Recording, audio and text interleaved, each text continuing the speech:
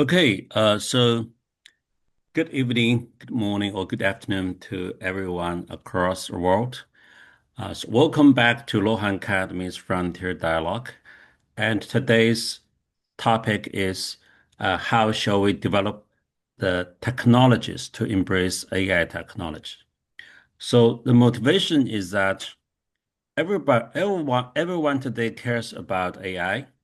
We have the national strategies. We have companies. Every company is setting up their strategies, and every individual's worry about the future. But the fact remains that we simply do not really know how to embrace AI technology. Let me provide a couple of observations. One is that if we look at the world, there's glaring difference in AI adoption. Now, so some will talk about US, talk about China, but how about Europe? How about Japan or the rest of the world?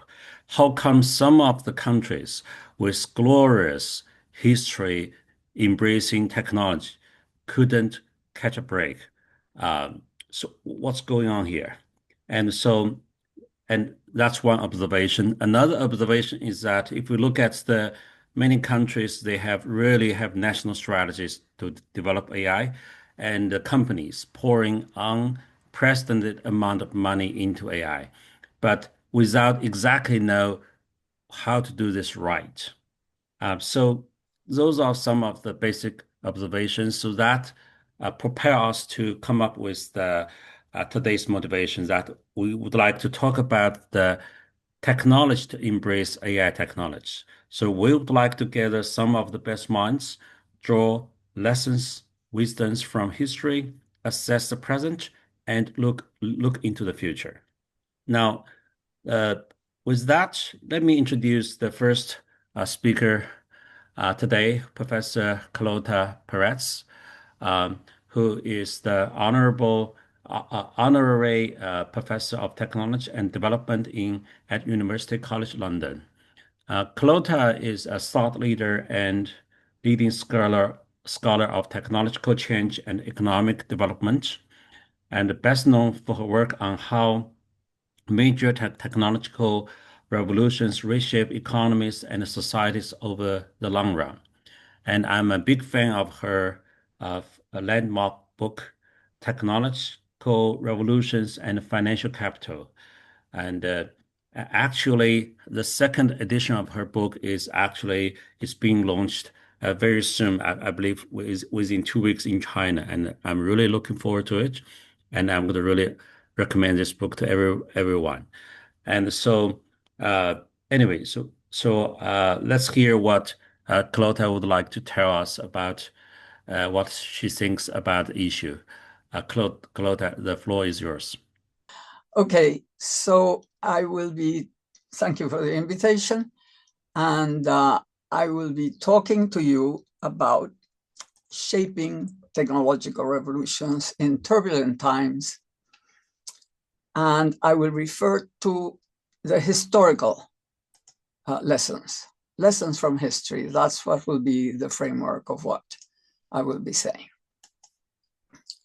So I will cover 3 points: what is and is not a technological revolution.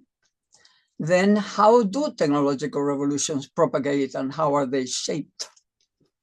And finally, I will take a look at the road ahead for China and the West and wonder if what we have ahead is a global golden age for the information revolution.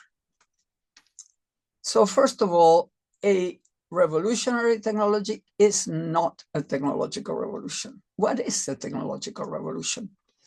It is a set of interrelated and interdependent revolutionary technologies and technology systems, including new and dynamic products and industries, as well as a low-cost input, like now we have chips and data, and before we had oil, and before that steel, and before that coal, and so on.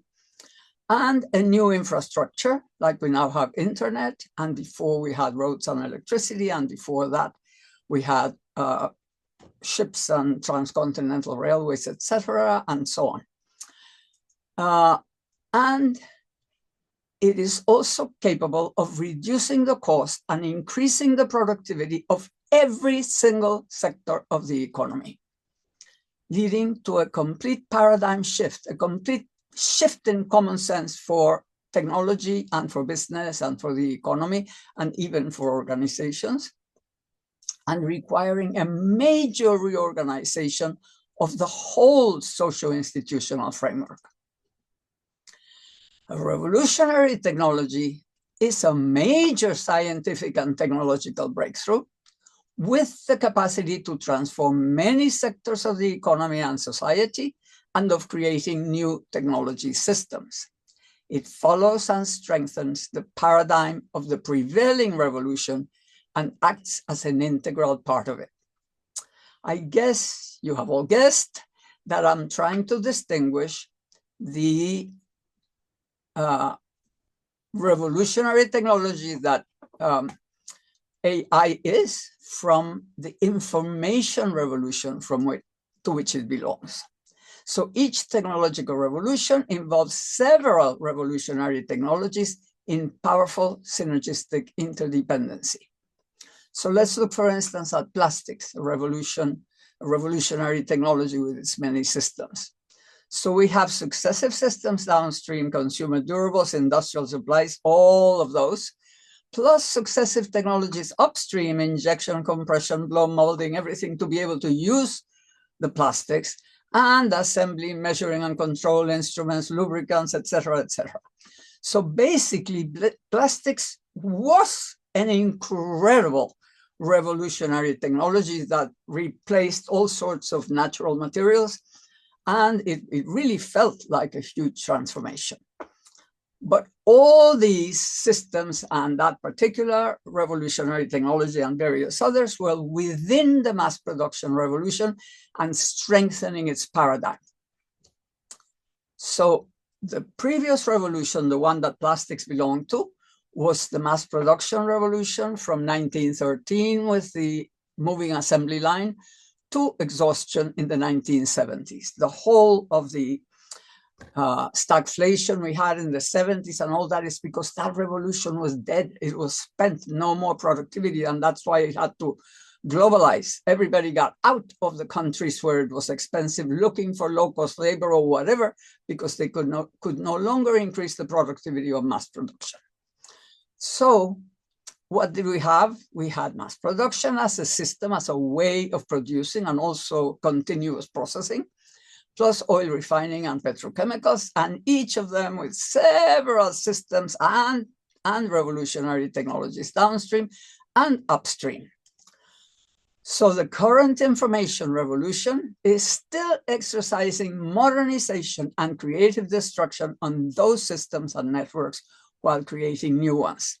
So that was all consistent with itself. And then it just is now being transformed by another revolution, which is not yet well organized like that one. So why is it important to understand this?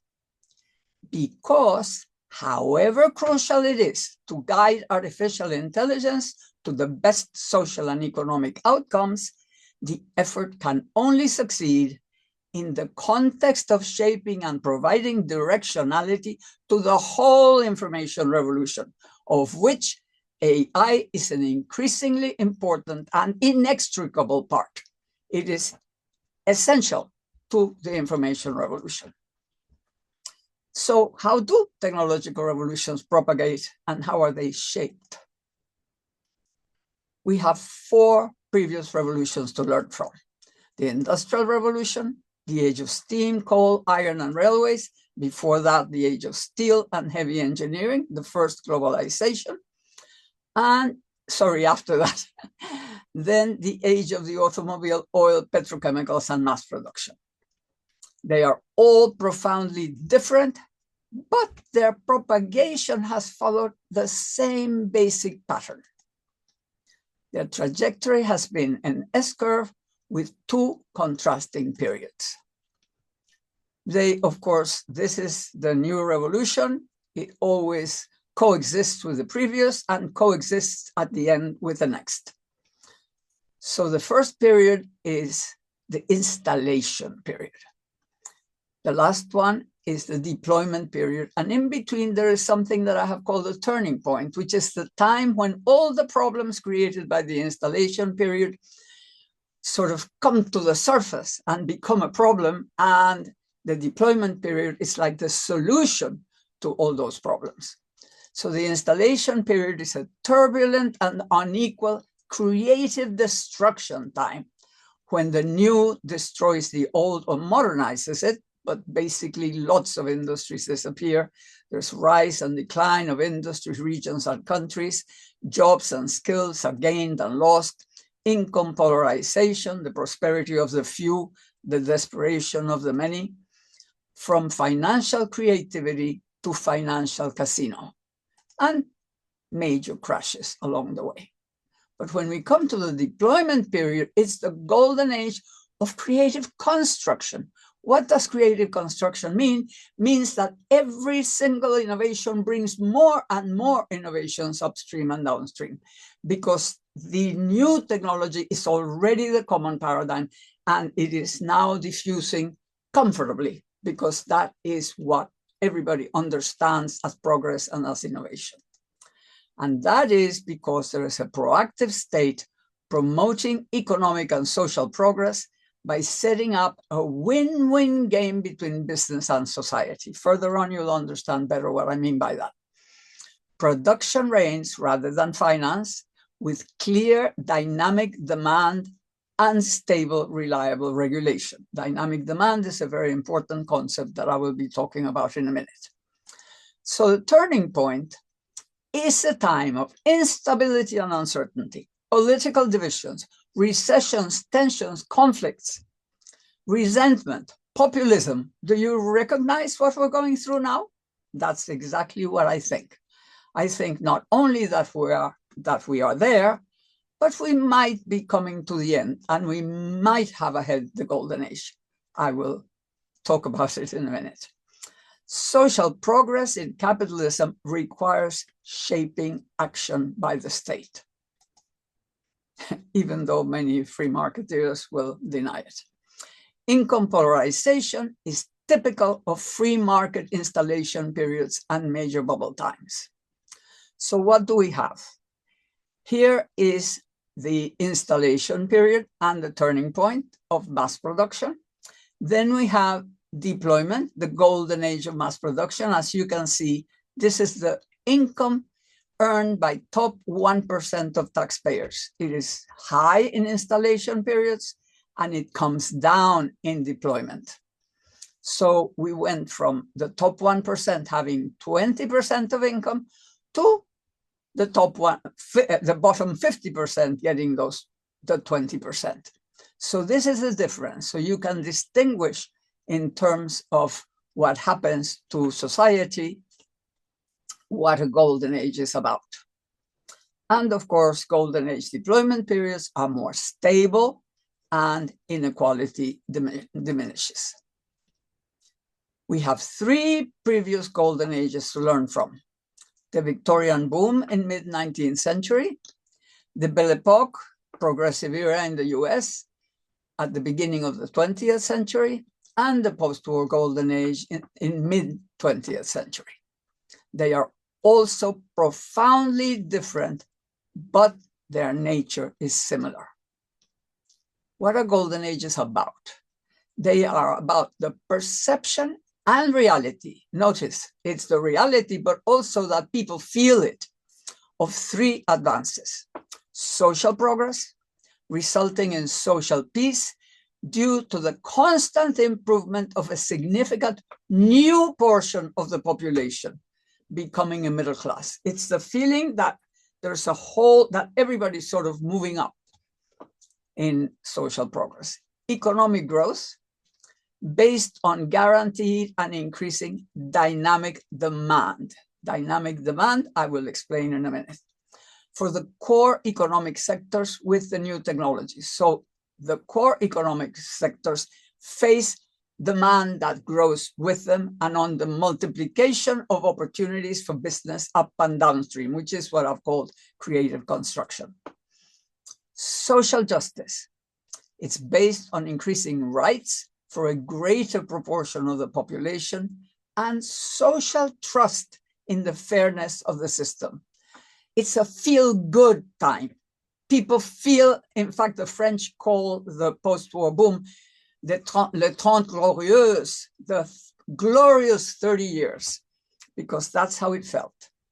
Each time the advances have been achieved differently, of course, because they respond to the context, to the conditions left by installation, and to the nature of the paradigm. The issue of dynamic demand is crucial for golden ages. It is not just quantitative, like the Keynesian notion of aggregate demand, nor does it respond to J.B. Say's idea about supply creating its own demand. It doesn't exactly happen like that. It is demand that responds to the nature of the new technologies and grows at the same rhythm as the potential production capacity of the core industries of the technological revolution. So as long as there is increasing productivity, which is what the core industries provide, you can have increasing, you need to have increasing demand, which with whatever conditions will create demand for that particular set of industries that are growing, particularly with the new technologies. And that is enabled by implicit or explicit government policy again. So for the most recent golden age of the mass production revolution after World War II, dynamic demand came from two main directions in the West: suburbanization and the Cold War. The automobile created conditions which were not there before about the possibility of using cheap land, and people had the automobile to come in. So suburbia was a way of everybody having a cheap house on cheap land. So that guaranteed growing markets for mass-produced consumer goods and required, of course, the welfare state and public infrastructure. Whereas the Cold War needed to guarantee demand for military goods and for technological advance, which required public procurement and funding of science. While subsidized agriculture freed consumer demand for manufactured goods.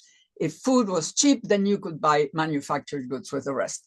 It also facilitated markets for farm machinery and petrochemicals. So how did the welfare state manage to intensify mass consumption, creating the good life for the middle class? Well, public infrastructure for suburbia eased construction of affordable homes requiring automobiles and electrical appliances. Public backing for mortgages made banks willing to lend to salaried workers to have mortgages and to have automobiles. Unemployment insurance assured continuity in credit and mortgage payments. Pensions allowed spending salaries without fear of old age. Supporting strong unions made salaries increase with productivity. The unions forced this, which was good for business, but they don't necessarily understand that that is so, and attained free time for leisure, shopping, and consumption. You really need time in order to be able to consume properly. Free education and health provided wages and salaries, made wages and salaries only for mass consumption. They didn't have to pay education and health. Even all the way to university, it was free, not like now. Farm subsidies allowed cheap food, was freed income for other consumption, and decent farm profits enabled using petrochemicals. Don't forget that herbicide, pesticide, all those things were actually also oil derived. All that plus the Marshall Plan for Europe and the World Bank, which funded the road, electrical, and other infrastructure that enabled world demand. So there was also world demand, but the main thing was the national demand of, consumer national demand. Some revolutions thrive in national markets, others are globalizing. So here you can see, this is the post-war boom. This is under 20% of world exports and of GDP was exports and imports. Whereas now and before, we had globalization. So globalized markets actually need world demand, whereas it so happens that mass production, because of its nature, required a lot of local, national, internal demand. So, and that's how, and it's visible how it happened. As soon as this revolution began spreading, internal demand became more important. And now we're on the opposite way. So the first globalization, which was the age of steel and heavy engineering, very much marked by the British Empire and the rise of many countries, the US, Germany, Japan, Sweden, etc. And now, of course, we have had an incredible globalization with China forging ahead and various other countries. And in the middle, we had this international rather than global world order with that age of mass production. So the ICT revolution is globalizing, and it is likely to require supranational arrangements. Right now, it looks impossible, but if we don't have it, it might be very difficult to have a golden age with the globalizing paradigm. So this time, an equivalent but different set of policies and institutions will be required. But now the new dynamic demand must be for capital goods and services, which is in the nature of this fifth revolution. China, however, is making the leap in both revolutions, the mass production and this one. So it must set up the institutions to foster dynamic demand in basic consumer goods and services too. So it needs to get dynamic demand in for the old and for the new. So what would be the road ahead for China and the West? Will it be a global golden age for the information revolution?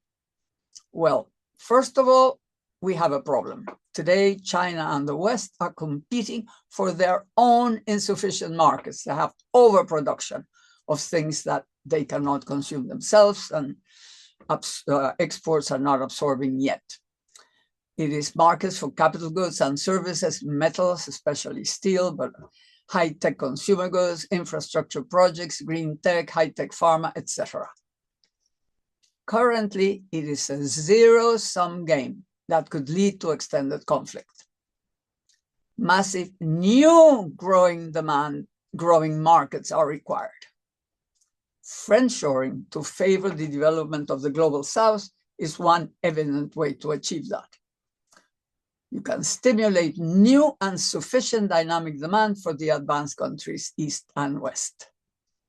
The opportunity is there to develop dynamic demand for all. Global energy, food, and resources for green development, enhancing the purchasing power of the global South, all that dynamic demand for high-level services and capital goods, AI, smart plants, green energy, biotech, microelectronics, new materials, etc., for both China and the West, and at the same time, supporting ample domestic demand for goods and services. All that innovation is open as long as we are helping it to happen. China has stepped ahead with the Belt and Road Initiative and friendshoring investment. The West is beginning to follow, but neither seems to have taken on board the dynamic demand issue as a clear goal. Moving south, consumer goods assembly with lower cost labor plus rental and recycling. We should probably do rental. We can't have everybody in the world, every home in the world to have a refrigerator if we need to have to throw them out like we are doing now. So we need to do rental of long durable products, as well as processing minerals in situ next to the mine rather than doing all this traveling on 6 ships full of dirt rather than, but basically because we have local renewable energy and that would help help climate change not happen so soon. So all this could unleash development in the global South and generate increasing high-tech demand for the North. All countries must also enhance the domestic market for goods and services. That depends on salary levels, on free time to consume, and on the security of the welfare state, so you know you're secure for your old age and so on, including the salaries and the productivity of the services of the welfare state itself, of course, which is a very important part of how you generate consumer demand. The successful welfare state set up by the West for the mass production revolution is no longer adequate, whereas China is broadening its own and experimenting with various forms of adoption. And here, last I talk about AI, AI can play a central role. The good life with mass production was about mass consumption of manufactured goods with waste as a form of market expansion. The good life with information technologies can be about optimal private and public services while protecting the planet.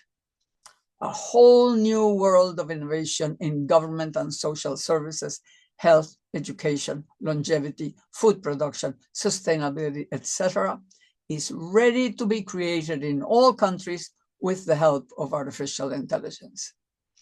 Processes of forging ahead to challenge the leader, as that of the United States and Germany surpassing Britain in the third revolution, involve making the leap with two revolutions, modernizing the old with the new one. That is precisely what China has done by upgrading mass production with the information revolution, robotics, and all the rest, and then advancing at the new frontier. Now, regarding the welfare state, it must also do both.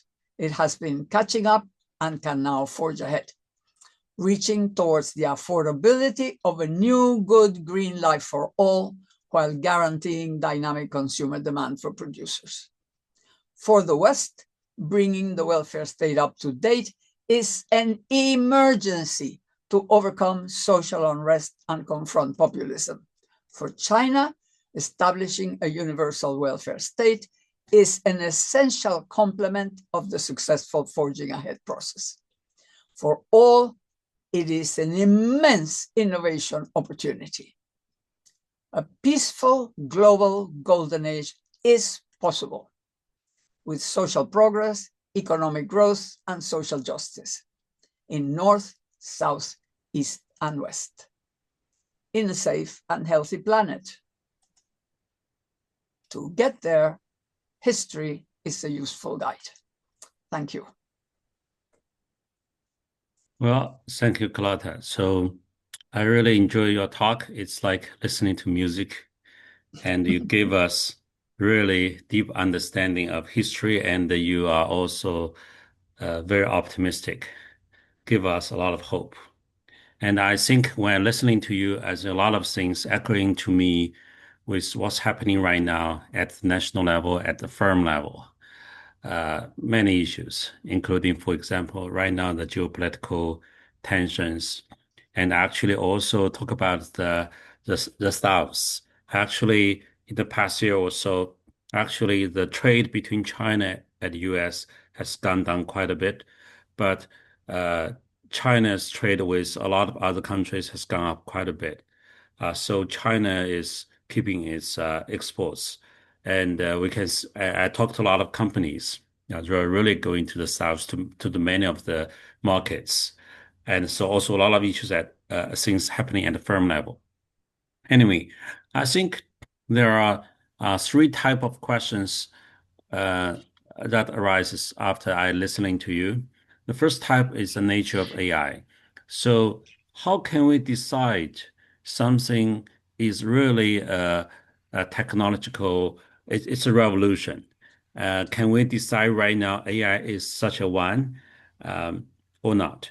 You already, I think you concluded, but I'm not sure whether it is. That's the first question. The second type of questions, and you are optimistic about how AI will bring, but I think a lot of people are worried that we're not even sure that AI will bring a booming middle class as we have wished.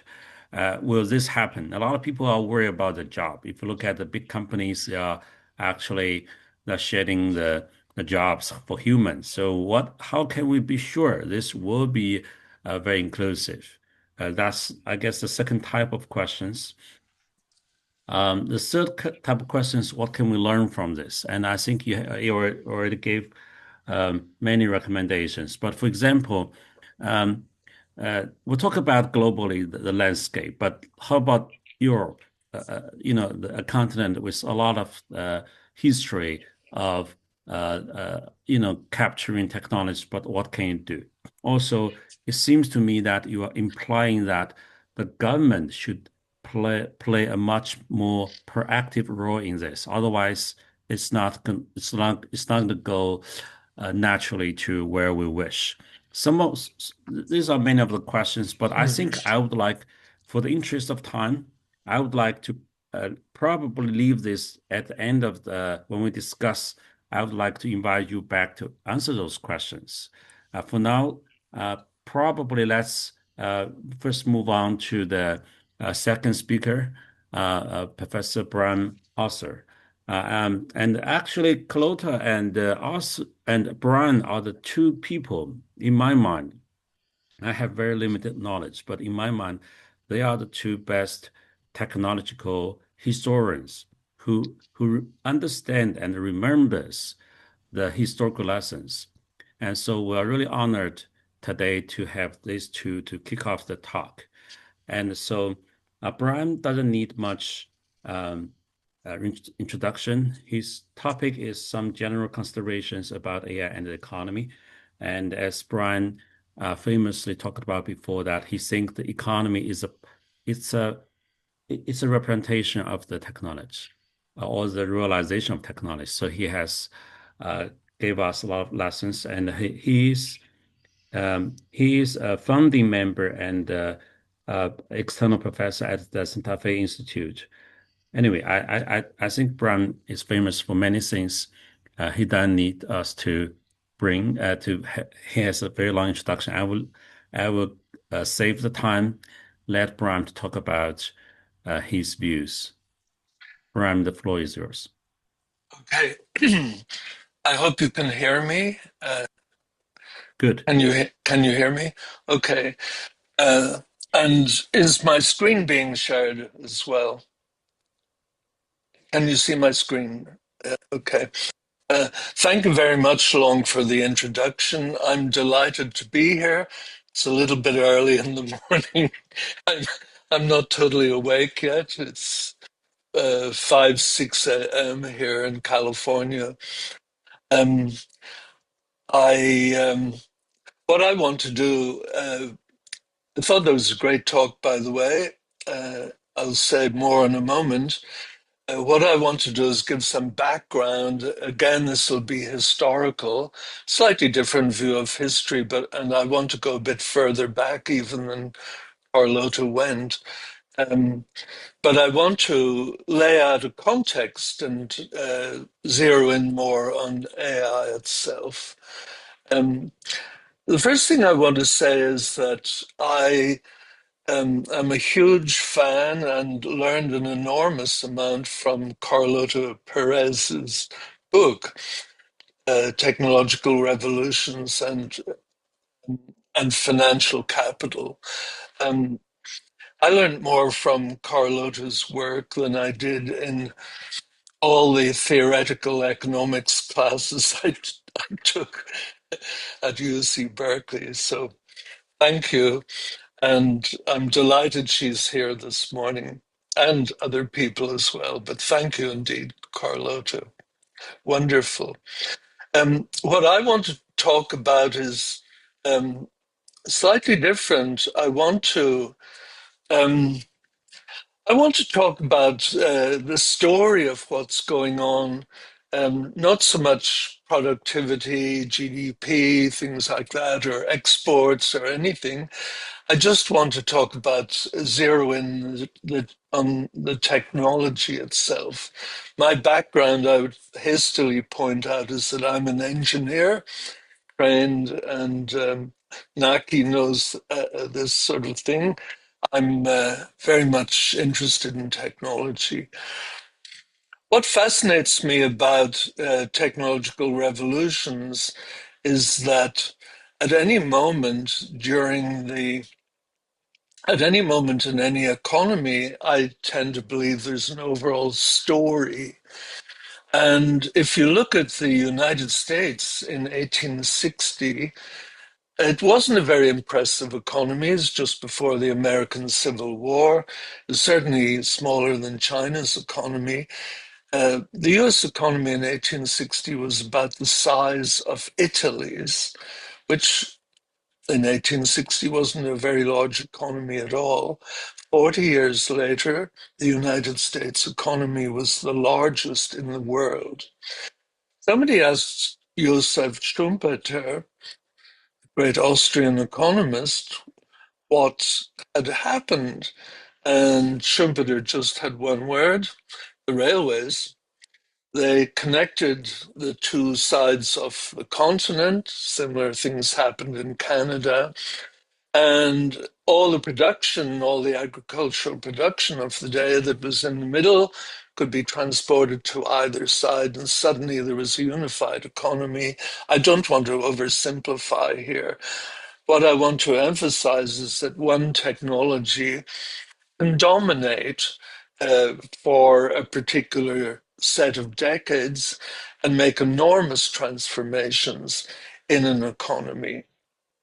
And we've just heard a very good theoretical set of ideas for that from Carlota. Obviously, at the moment, what we have is what I call the digital revolution, or the ICT revolution.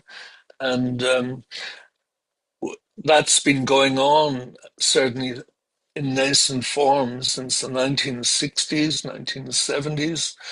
I've lived through most of it, and I'm sitting here this morning in the middle of Silicon Valley, so I've watched it up close. An interesting thing about the digital revolution is that it keeps morphing. It's not one story dominating. It might be mainframe computers, and then maybe in the 1980s, personal computation.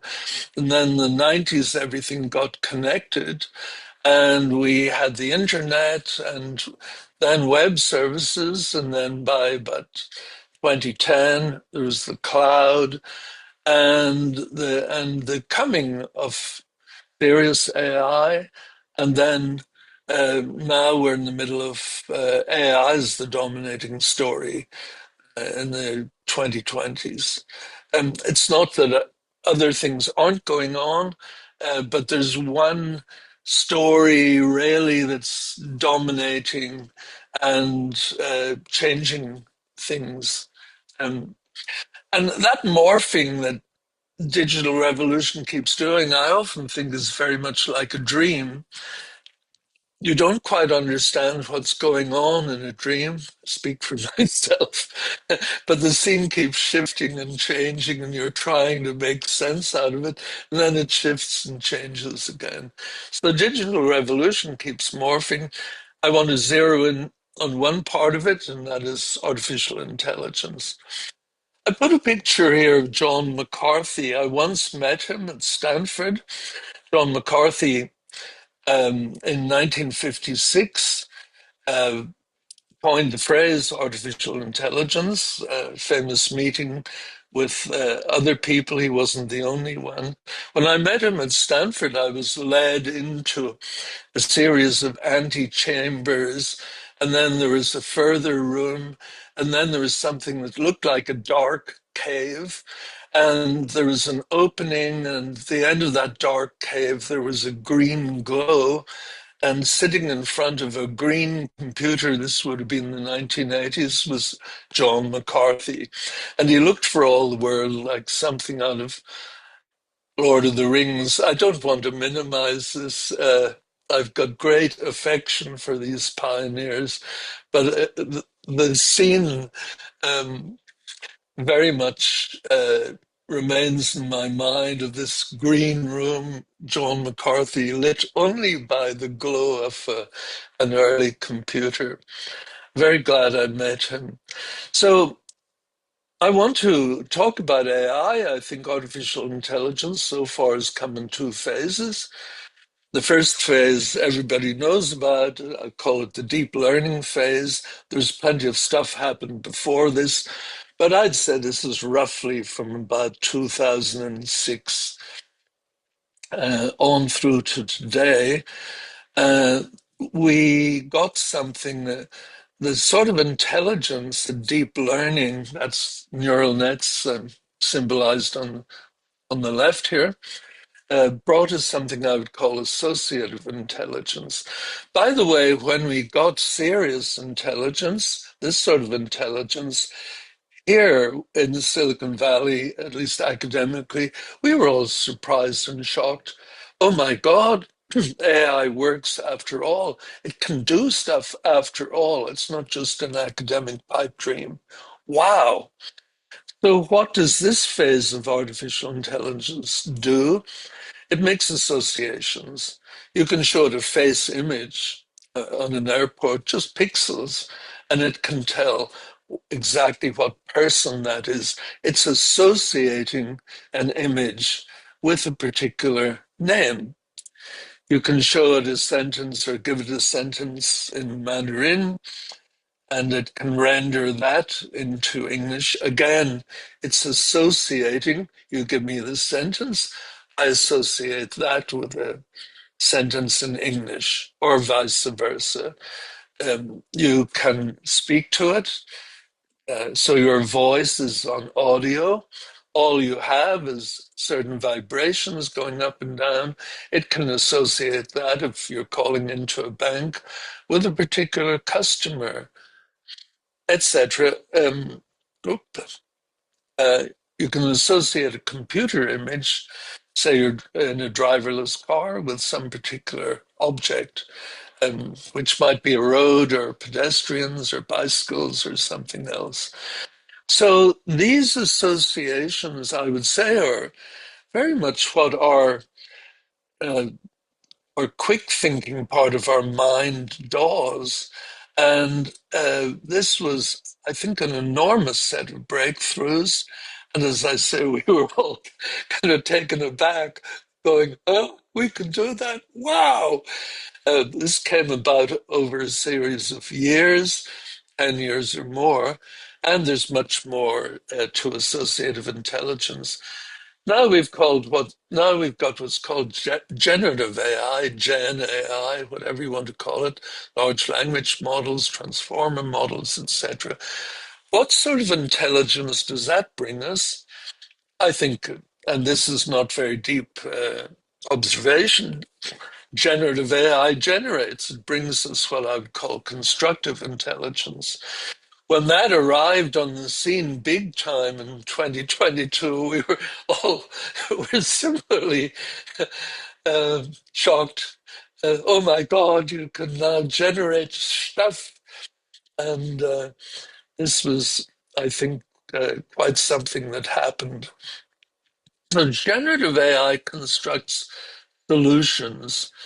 You give it a series of prompts. I'm not telling you anything you don't know here, but you give it a series of specifications or prompts, tell it what you want. It will construct some solution from components it's picked up and that are at hand. Again, I don't need to go into this for anyone here watching. The components are gathered from texts or the web or images or whatever. And this type of solution type of AI, given the right prompts, is putting together some organized set of components, much as if you ask me to give a legal argument, I'm not a lawyer, I will put together components to make an argument or a brief. So we're in an age where we can suddenly construct.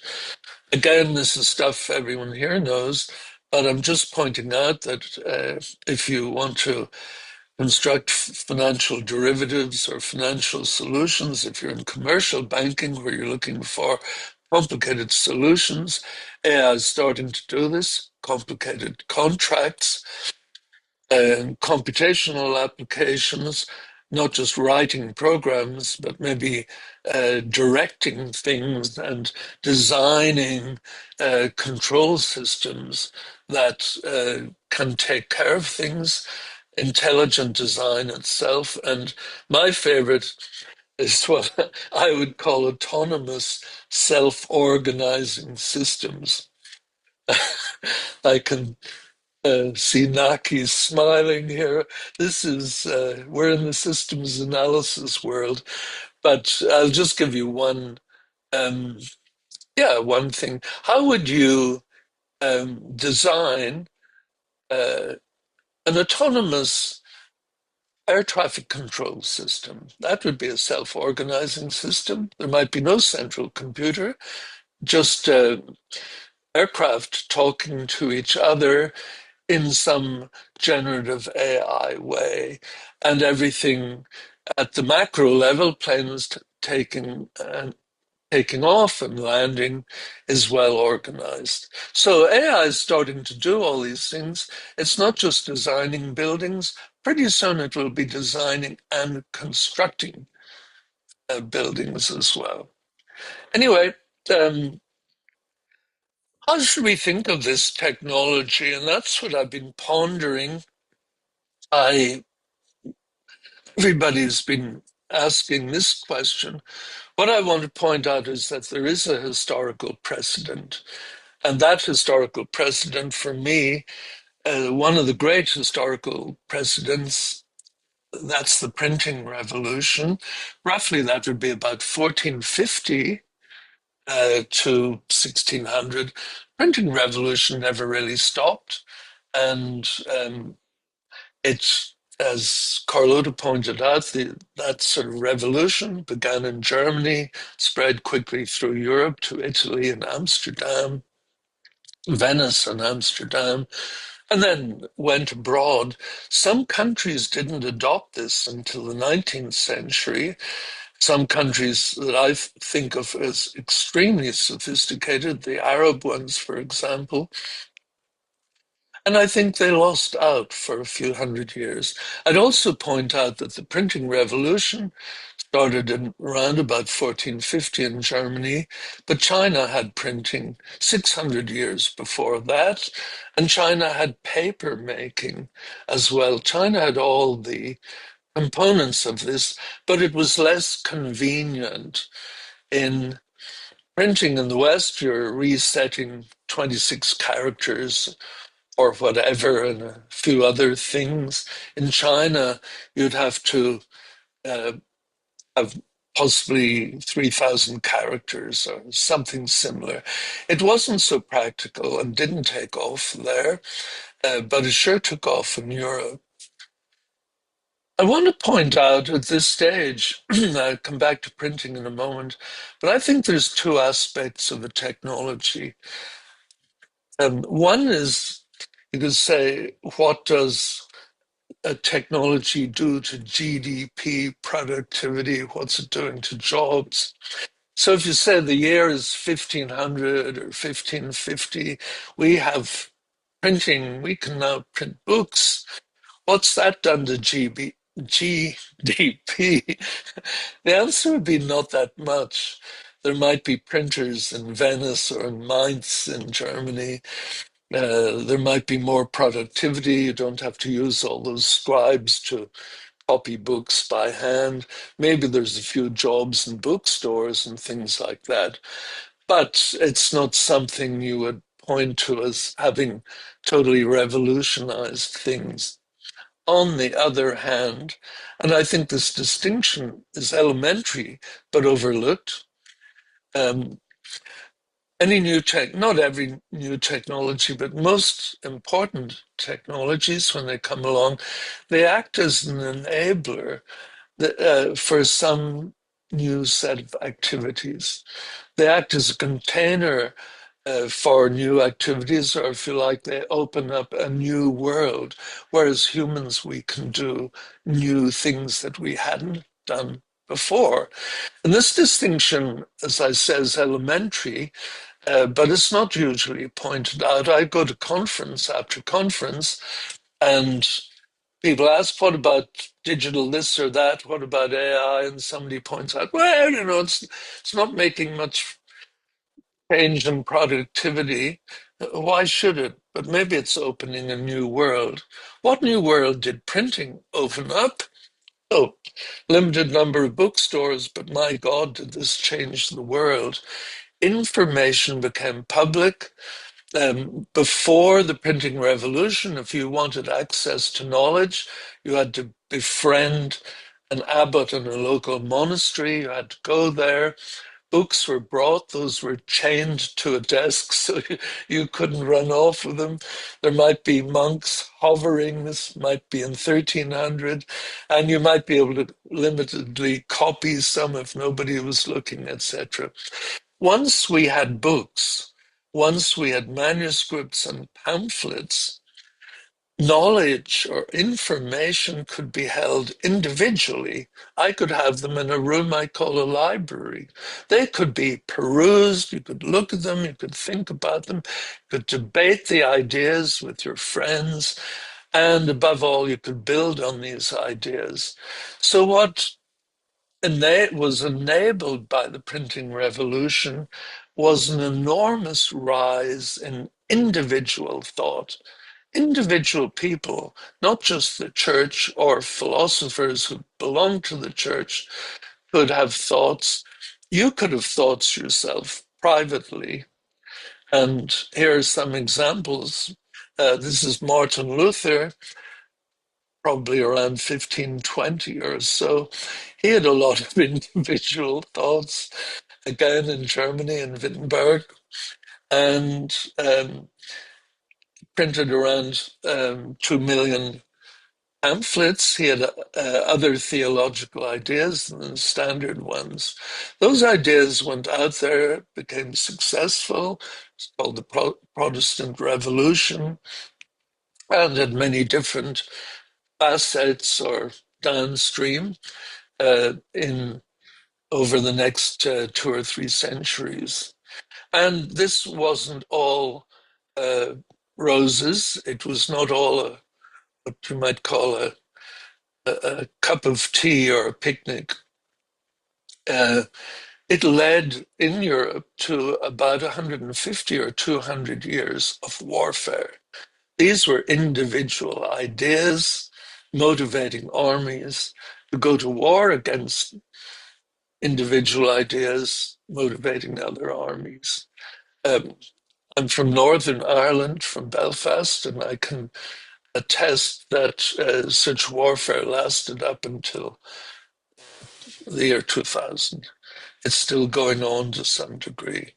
So this was a powerful set of ideas. I'm focusing here on what was enabled by the technology, not the technology or many booksellers there were. Similarly, this is Nicholas Copernicus, early scientist. That picture there's from about 1543 or so. Believed that had managed to prove to his own satisfaction, using printed material, that the sun was at the center of our universe. Published this, or this was published 2 or 3 days after he died. He's a member of the Catholic Church, couldn't afford to rock the boat too much, so he conveniently died, and then his ideas were published. I sometimes think that's not a bad strategy. But what I'm pointing out here is that modern science came along, and modern science in turn led to modern technology. This is a picture of the detector system in CERN, the nuclear particle facility in Switzerland. So this is a complicated set of technologies. All of this, it came from printing and printing books and perusing and discussing, and led to the rise of science, individual ideas, and to exchange of knowledge and technology. So it's not just books that are getting exported or getting put in the back of horses and taken home. These are real ideas, and they all date back to the exchange of individual information. So I want to come back then to what generative AI, what sort of world is this bringing us? And my rather annoying answer is that we don't know. Um, but I would say very loosely, we now have the ability not just to associate faces with names or associate pixels with obstructions in the road for driverless cars. We now have the ability to automatically design, to construct, to create novel methods, novel institutions. We can create autonomous systems, meaning systems that don't have human beings particularly involved at all. So I want to just pause there for a moment and point out a couple of things about this. There's no limit to this. If you can construct from an alphabet or from a dictionary of words, be that in Chinese or in English or German or anything, you can construct sentences and ideas without limit. On Humboldt, I think 1830 something, pointed out that language is the infinite use of finite means. So you can construct and construct from those constructions and construct from constructions made from those constructions, be that in art, in music, in architecture, in industrial design, in institutions. We are in a brave new world. And that's bringing us what I'd call a novel world or novel arrangements. And it's a world we cannot foresee. I want to point out very quickly, and I say this with some glee, uh, if we cannot foresee the world that's coming, we can't plan. And I think part of the upheaval that's going on at the moment, upheaval all over the world, is that we don't know what the bleep is coming. We have no idea what's coming down the road in 5 or 10 years' time, whether we'll still have jobs or what sort of world we're heading to. And I think we're a little bit unseated or unsettled because of that.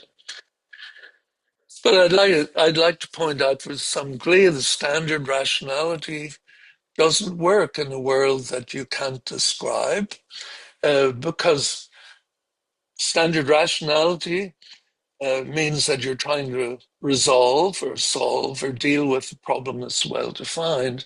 And a world that we can't foresee in 10 years' time, 5 years' time, 50 years' time is not well defined. What do? And go back to a very famous Chinese saying that we learned in the West in the 1980s. I think it was from Dang. Um, Crossing the river, we cross the river by feeling the stones. You have to sort of make your own way across the river, put your feet out and say, okay, I can get this bit, I can get that bit. We're in a new world. Last thing I want to point out is that for this novel world of novel arrangements, I think it's not so much that we need policies, we certainly do. We need whole countries, China's one of them, leading the way. We need Europe maybe waking up a bit better and becoming part of the leadership. We need AI, where I'm sitting in Silicon Valley, to be developed. I'm all for what's happening, not completely all for, I suppose, but what's happening is extraordinarily useful and extraordinarily interesting and possibly very good. But I do think we need some thoughtfulness about the whole thing. And I would put it this way. I think we stepped onto a bus and we don't know where the bus is heading. When I was a child, you could take a bus tour. It was called a mystery tour. And you'd get on the bus and if you were on vacation, it would take you somewhere to some town or maybe into the mountains, and you didn't know where it was going. And that was exciting and interesting. So we're now on a bus and we don't know where it is going. Lastly, I think that as humans, we don't need, of course, we need food and shelter. Of course, we need comfort. We need longevity. We need better health, etc. But I think beyond that, or even deeper than that, as human beings, we need challenge. We need a certain degree of autonomy. In other words, I don't want to be told what to do by some computer or some algorithm all my days. I'd like to have feeling that I'm able to do something. And as humans, we need challenge, not just climbing mountains, but we need the challenge of trying to make things work in our own way. It's not just about happiness. I think life is about meeting challenges and the satisfaction that comes from that. And that's not always very secure. Thank you very much. And I'm looking forward to the other speakers here. Thank you. Well, thank you very much, Brian. Just now we talk about Clota's book, and but also Brian has another book, which is I think that the English title is the Nature of Technology, and I think that is the best book to talk about the nature of technology I've ever read. And I think in combination, we should read Brian's book about the nature of technology, and we should read Clota's book on how technology should be integrated into the economy, changing our lives. So I think those two books has a lot of wisdom. Now, let me first make a quick comment. I think probably partly Brian was answering the question I was posting to Clota. I was asking her whether how can we judge AI, is it a technological revolution or not? Now, I think Brian was suggesting it is. It is actually part of the digital revolution. So that is several wave of the digital revolution together. That is transformational. I think that partly answers the question. And I also like um, I also like your talk about the printing, the limitation of its impact of printing on the economy.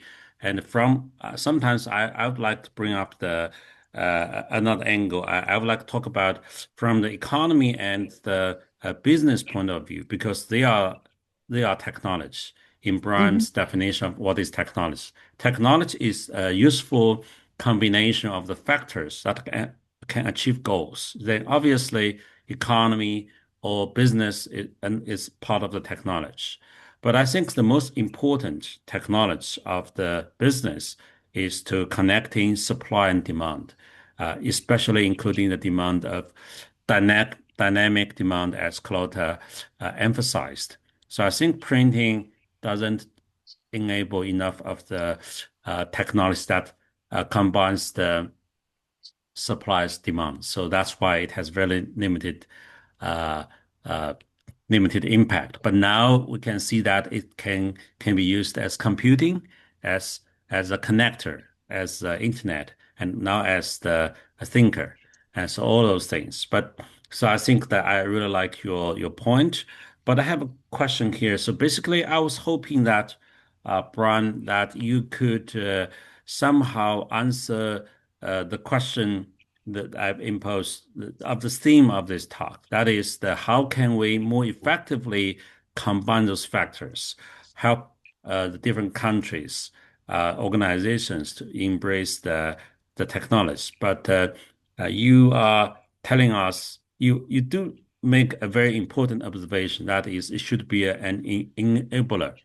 But now you conclude with the conclusion that we are on the bus, but we do not know how to drive. That is not as responsible as we hope you can be. And I think we all have to answer. We have to to deal with this uncertainty, we have to drive this thing better. It's necessary. So, and you see, Claude has already made a lot of bold predictions, but you are withdrawing back a bit. I'm hoping that we can connect this better, and I hope you can give us more recommendations in the end. Can I But say let one? me, Oh, okay. I'll, yes, go ahead, go ahead. You asked me as sort of, so what? How does this AI technology make its way into the world? What other technologies would enable that? That's the theme of this particular dialogue. Just very quickly, I would say that I don't think the economy adopts technologies. It's not quite the right language for me. It's not wrong. I would simply say that all the businesses in commerce in any country encounter, not adopt, but encounter the new possibilities. It's like you ran into them in the street. You encounter AI, and then you take what you do, it could be medical surgery, and you put that together with the new possibilities, and you might create very new things.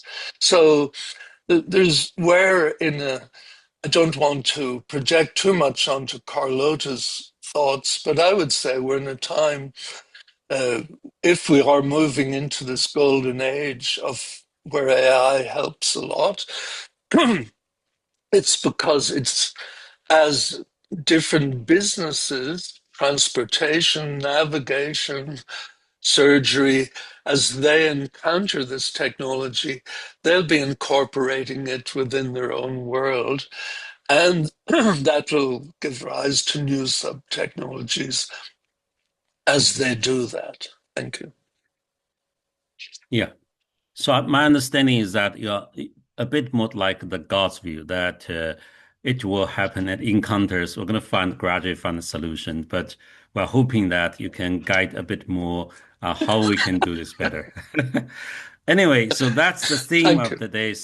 today's challenge, and let's move on for now to the third speaker, Professor Hongjiang Zhang, and so. Hongjiang is a foreign member of the U.S. National Academy of Engineering and a venture partner of the Source Code Capital. So he is a globally recognized leader in artificial intelligence and multimedia computing. And he has held senior executive and scientific leadership roles across industry and academia. So anyways, he has many. So I think he can today would like him to offer his insight from technology experts' perspective on the nature of AI as transformational technology and how we can embrace this technology better. What is exactly different about AI and how can we embrace this better? That's the key, and he's really the expert on AI. So, Hongjiang, the floor is yours. Well, thank you very much, Long, and it's really my honor to join the panel of distinguished economists.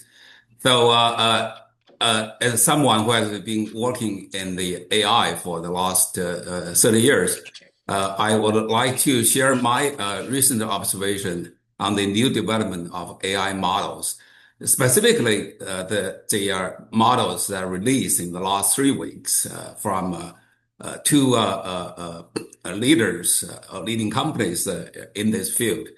And so I'll cover most on the technical issues. Then I will touch on the impact of this new development on the economy and on the future society. But first, let's look at the two pieces of news that happened in the last 3 weeks. First one is Gemini 3 that was released about 3 weeks ago.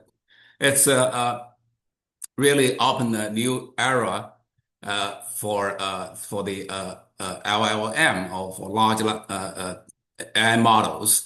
And let me quote Demis, who is the CEO of DeepMind, say that it is the best model in the world for multi-model understanding and powerful agentic and Viber coding. All built on the foundation of state-of-art of reasoning. I would like you to remember those keywords: the multi-model, agentic, vibe coding, and reasoning. So here we don't see many words on pre-training, but later on we'll come back to that.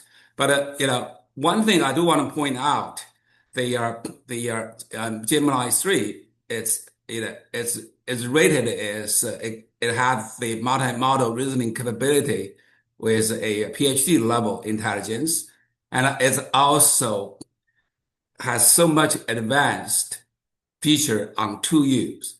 Those are all key features for agentic AI, which is what we talk so much lately. And here we can have a quick look on the benchmark performance numbers. We don't have to get into this, and those you can get it on the web. But really, you look through them. It actually across the board, the performance on all the benchmarks have surpassed all the existing model. The basic state of art with a large margin, sometimes doubled.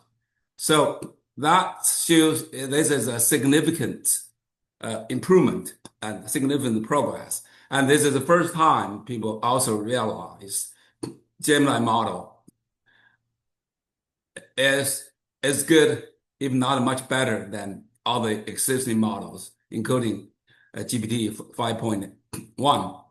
And there is one particular version of Gemini 3, which is the DeepSync, which is the reasoning model and has a strong, very, very strong agentic capability. Just look at the three benchmarks. It's about it's better than all other models, and it's including the Gemini 3 Pro. But this emphasizes so much on deep thinking, and it's emphasized on its reasoning capability. And if we look at this chart, just illustrate in this particular what we call the humans lost challenge exam, and you can see that the Gemini DeepSync, that performance is more than double of other models, other existing models. Of course, if you look at the cost of this particular model when we come to ask it to perform a given task, the cost is also more than double. Is actually 10 times, if not 100 times higher than the other models. So it has a much strong capability, and of course it will also require much bigger resource. So let's move to a second piece of news, which is released about a week ago, and here we see the latest model from DeepSeek, which is their V3.2, the model that is a really beautiful agent. So again, it's agentic, focus on agentic capability, and if you read its tech report, it says this is a model with superior reasoning and agent performance. Again, it's focusing on reasoning and agentic performance. And here we want to point out the two other key points. One is this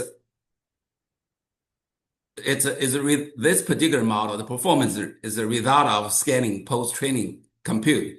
It's a result of scalable agentic post-training. So here, if you look at the numbers, it's all come to close to the state of art. Why it's important the model is only come close to the best model, but it's still significant. I'll come back to that because the one key element of its significance is actually the cost efficiency in achieving those performances. So now I briefly mentioned the two pieces of news, basically two latest release of AI models. That's represent the state of art. And there are few observations I'd like to share with you. And number one is people have been questioning, has the scaling law hit a wall? Is the scaling law still effective? Well, those two models those two releases of the latest model actually answer this question very positively, meaning that we are still far from hitting a wall. What exactly is the scaling law? Well, this is the essence of LLM. That is the emergent abilities from scale. When you scale the data size, when you scale the training, when you scale the model size, performance improve exponentially. And it reached to a turning point. We call it the point of emergent capability that appears. So that explains why with our model it becomes bigger, more powerful, consume more electricity, consume more data. Okay, that's the essence of pre-training. And people start to worry that pre-training has hit a wall. But let me quote the two tech leaders of these two models, Gemini 3 and DeepSeek 3.2, v3.2. And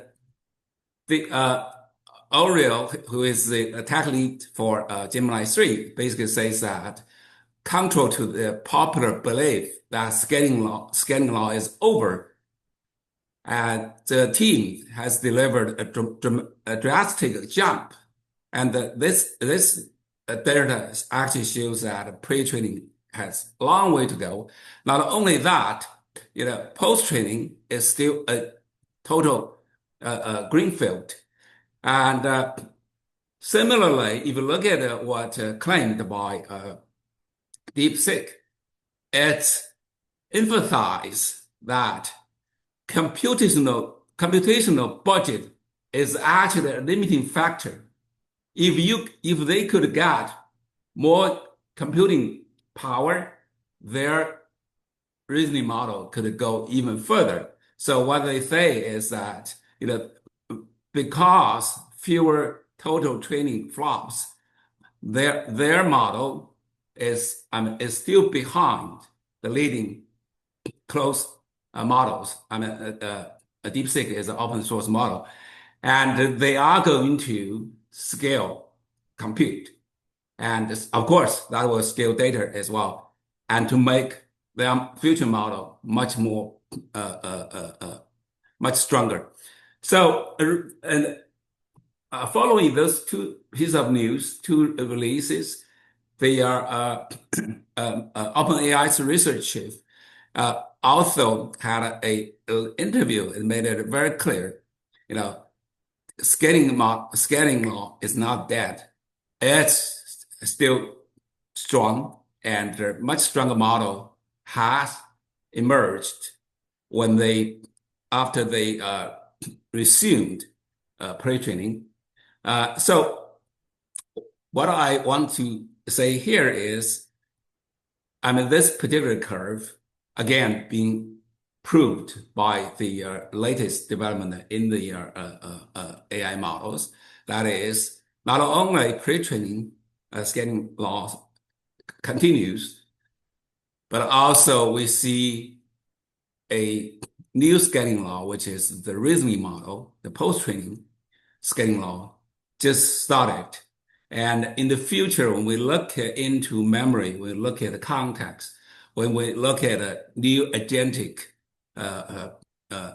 capabilities, we feel we're going to see new scaling laws and not only in the post trading stage, but definitely in the reasoning stage, and especially when we think about future agentic capabilities.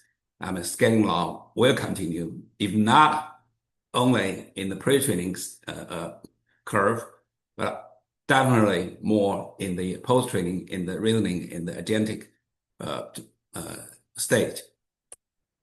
So the one thing that could limit the scaling, apart from the factor we all know is energy consumption, is the lack of training data. That is a bottleneck. And so number two observation, that is the question, will AI's industrial scaling up continues? Here we really talk about huge investment into CapEx. That if we notice what those super scalers, those Amazon, Alphabet, Microsoft, Meta, OpenAI, how much dollars they put into CapEx, which means really data centers, computer centers, in 2025, in this particular year, and what they're going to continue putting in 2026 and all the way to 2028. We're seeing that this year the capex is over $1 trillion, and projected. Then by 2028, we're talking about those superscalers is going to bring online 5 gigawatt scale training clusters. So, and if we continue this trend, and then we are actually going to hit the problem of power shortage, and that is real, and that's that's where we have heard so much talk lately on when people compare China and the U.S. Well, U.S. are leading in technology breakthroughs. When we talk about energy, talk about electricity, China has progressed much faster than the States. So the question is this projection going to continue? But if we believe the scaling law is going to continue, this projection is going to continue, so we are going to face energy shortage, at least in the States. And what's the reason behind that? The two previous speakers already talked about. This is really a new revolution. And if we only focus on information revolution and think about the past 4 waves, the mainstream computer, the PC computer, and the web internet, and the mobile internet. Talk about those 3 waves. Every wave, about 10 to 15 years, and they brought in a new set of platforms and come with it new infrastructure and new ecosystem. And of course, the tons of investment. But there should be no difference. There should be no difference for this wave of tech revolution, which is generative AI. And it's really a new inflection point. What I'm saying, what I'm challenging everyone to think about, this is not just another wave, in information technology only. It's actually a revolution that can be comparable itself to industrial revolution. And so it's not just another wave, we see the curve goes up. It could be the curve goes up much sharper. So it is, in my view, the most profound technology, and it's something that can compare to fire and electricity. So that will call for a total new build-up of infrastructure, like what we did, what the U.S. did when they started build a railroad 150 years ago, like what we did 25 years ago for the internet. And this, if we compare the total infrastructure CapEx we have invested in, we're going to invest in, and we talk about 1.2%. But if you think about, we are building a total new infrastructure, new digital infrastructure for next 10 years, next 20 years, or next 50 years. And this is not a huge investment. If you would look at the scale, look at the impact, the fundamental impact that we're going to see in the coming years. So also, if we look at today, if we look at the last 2 years and look at the last 12 months, the last 6 months, well, people worry about a bubble in capex investment, and what we see is the demand has far exceeded supply, and all the AI companies, they don't have enough GPUs to provide to their users, to their own researchers, to their own engineers who are training large models, who are provide AI services to their customers. So demand is there, and if that is today, but if we look into the future, if we look at the history, we know what we are. If we believe we are building a new digital infrastructure, our investment today are far from bubble. So the other observation I would like to share with you is the turnaround of Google models of the Gemini 3, and it's a factor that it was trained on their own TPU, on their own chips, not on NVIDIA's GPUs. That could be a beginning of a new ecosystem. If we look at an AI model ecosystem, so we have this, companies that provide models. So they will provide model as a service, and really in the future, a model itself will become part of the platform. And beneath that, in the very foundation is the computer hardware, which is the chips, which in this case is GPUs. And on top of that is a cloud platform. But if we look at the past 5 years, all the money, all the profit actually, gone to one company, which is NVIDIA. So, but the question is this going to change with the release of Google's Gemini 3 and the fact that it's trained on its own TPU? So if we look at the left side, which is the foundation of today's AI model ecosystem, so it's all based on a GPU from NVIDIA. So GPU has a huge margin, and so that NVIDIA made a lot of profit. But then the GPU is more efficient because it really is made for AI, for AI training and for reasoning. So you could see the pricing could come down, and not to mention the fact that it is more efficient when it comes to training, and definitely in the future in the reasoning. So we are seeing a end-to-end, a closed ecosystem that start emerge, especially if you look at all other product that Google offers. So it has AI application, and it has all the existing applications that would be powered by AI. Not to mention in the future, they could come out with AI native apps.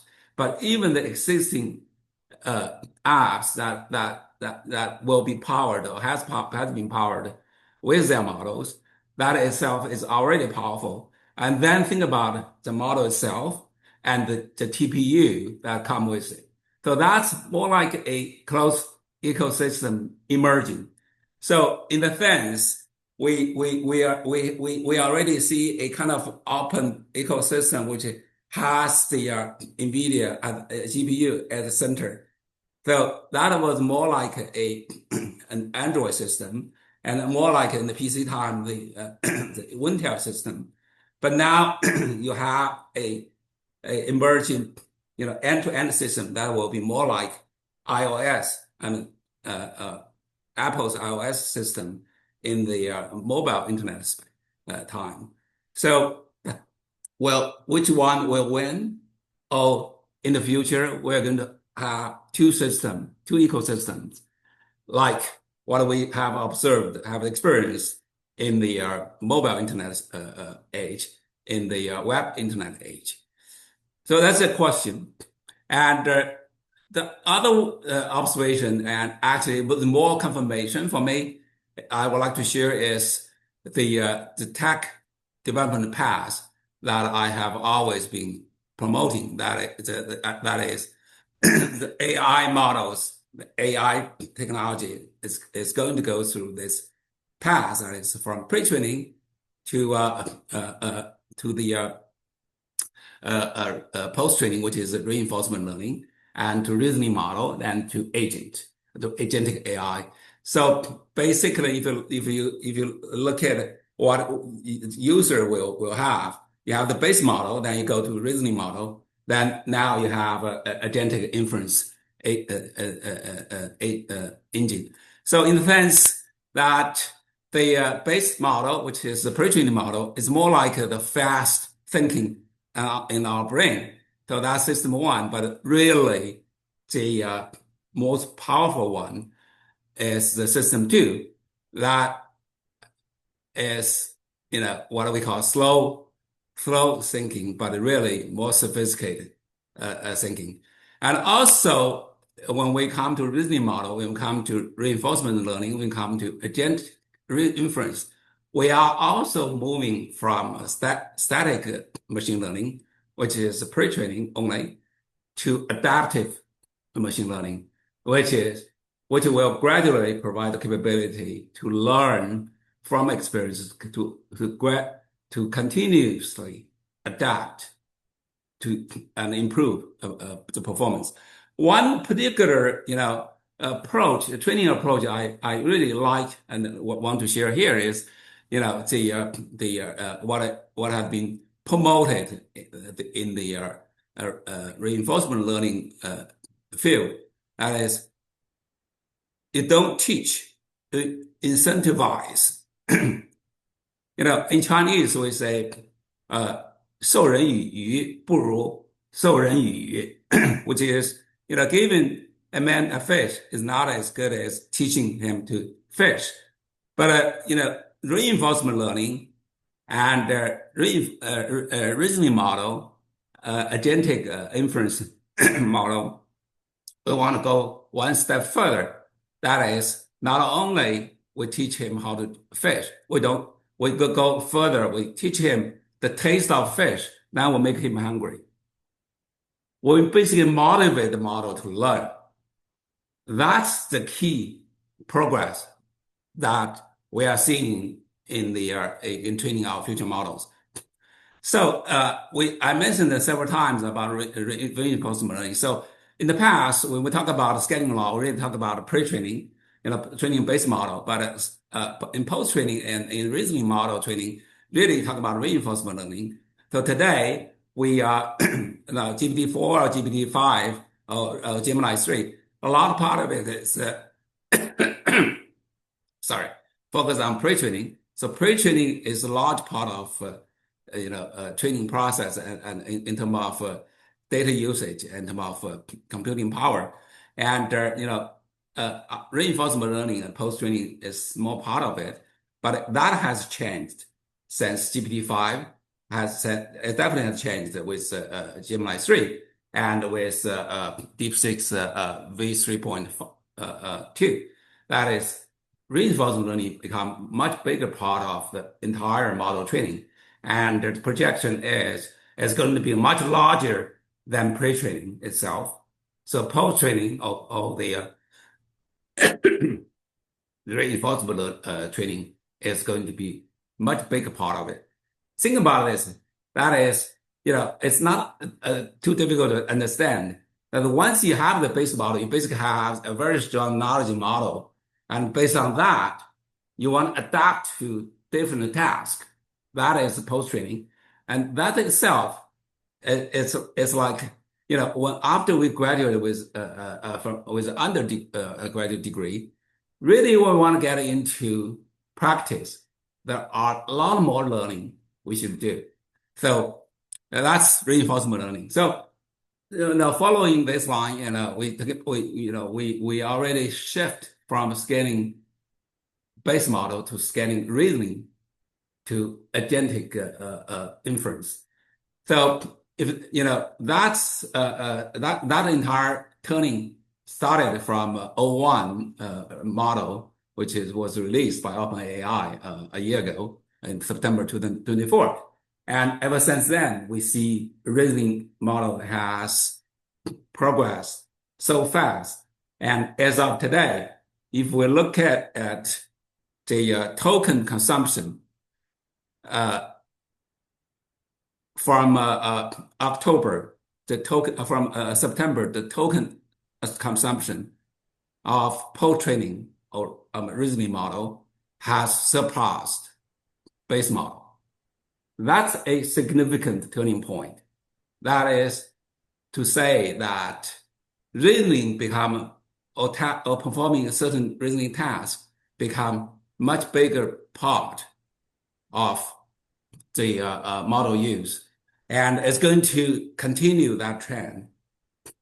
So then it come to what I mentioned earlier, but I want to talk here more, is scaling agent or scaling reasoning model. It has a long way to go, and it's progress so fast. Really here, we talk about scaling, we talk about the capability of thinking, of performing a task in a longer term, long time period. Basically, you can think for a longer time. That's the thinking capability. And we already observe that the length of thinking of task is as a measure, using that, it's a measure of agent capability. That capability has been doubled every 7 months. You think about that. Sorry, Hongjiang, I hate to stop you, but you have 2 more minutes. Yeah. So and then we have also seen this this trend that the boundary between model and agent, that we think traditionally we tend to think that agent is a tool to use model, but that boundary has been blurred as model itself becomes so important, powerful, and performing so much task in terms of agent inference. Okay, so given the progress, given the rapid improvement of AI models capability, we are enter into, we view AI as a tool to now we view AI as an assistant, and to future we're going to see AI as our partner. So agent is going to take over the workflow of enterprises, and initially we will see human design agent to replace existing workflow, but in the future we will see design of workflow around agent. So that will lead to what I see the agent economy. So the entire economy will be run, and in the past it is run by organizations, by humans, but in the future is still going to run by organizations, but by organizations of agent. So those agents will form a network, just like today's neural network, and that will become the essence of economy. We call it the agent economy.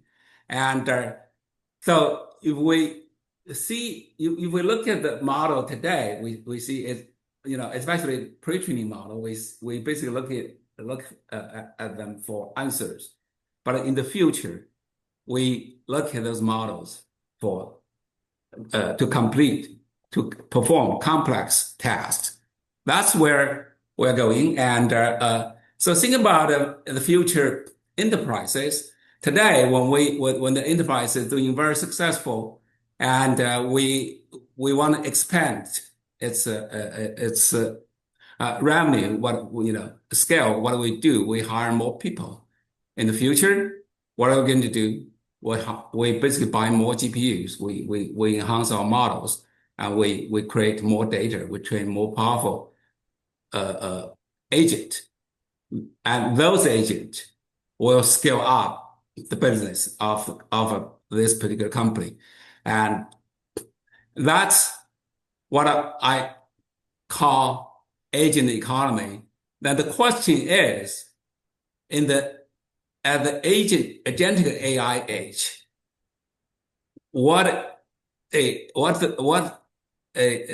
how could enterprises keep its competitive edge?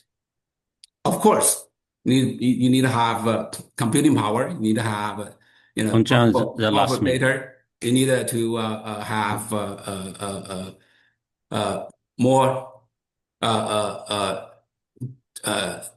powerful model. But the essence here is you have to have your own foundation model that captures the firm's tacit knowledge.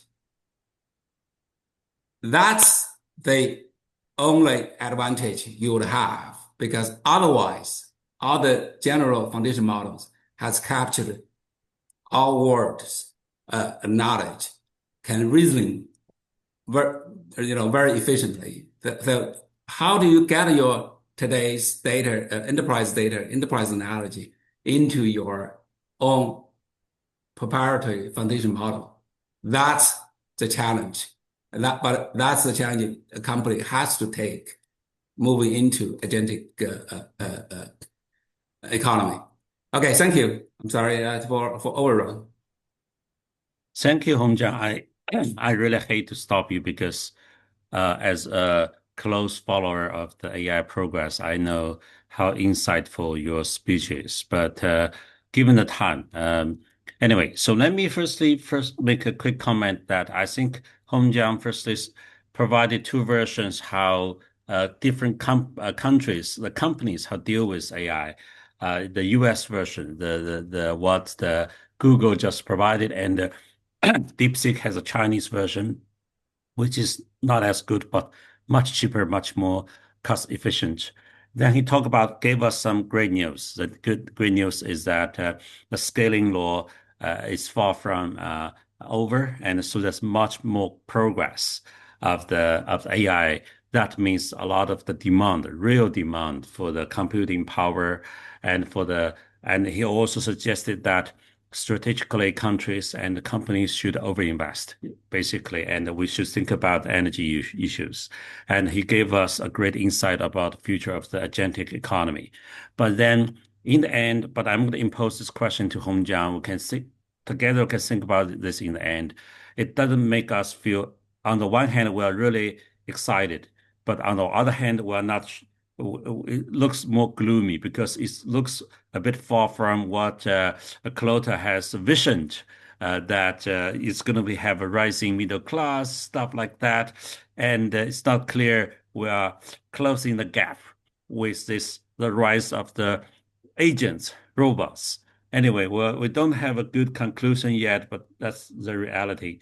Now we're going to have a slight switch of the schedule. The next speaker will be Professor Diane Cole, and Diane is the Burnett Professor of Public Policy at University of Cambridge and the Research Director of the Burnett Institute for Public Policy. Her research focuses on productivity, the digital economy, and AI policy. She has played a central role in shaping the UK's and Europe's approaches to AI governance, digital competition, and technological regulation. And she's been serving on numerous expert panels and advisory bodies. And today we invite her to talk about, share her insight on why different countries, some countries are more successful than some others in embracing the AI technology, and what should we do? So Diane, the floor is yours. Thank you so much for the introduction and the invitation to take part today among such a distinguished company. So I'm going to talk about, actually it follows on very nicely from the previous talk by Hongjian, about what is it that makes a country ready, capable of using AI to increase productivity. And I thought I'd start by looking at some figures on how much different countries are using AI already.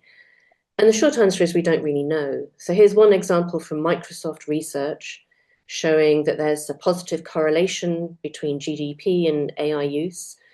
Other data suggests that the tech sector are clearly the biggest users already.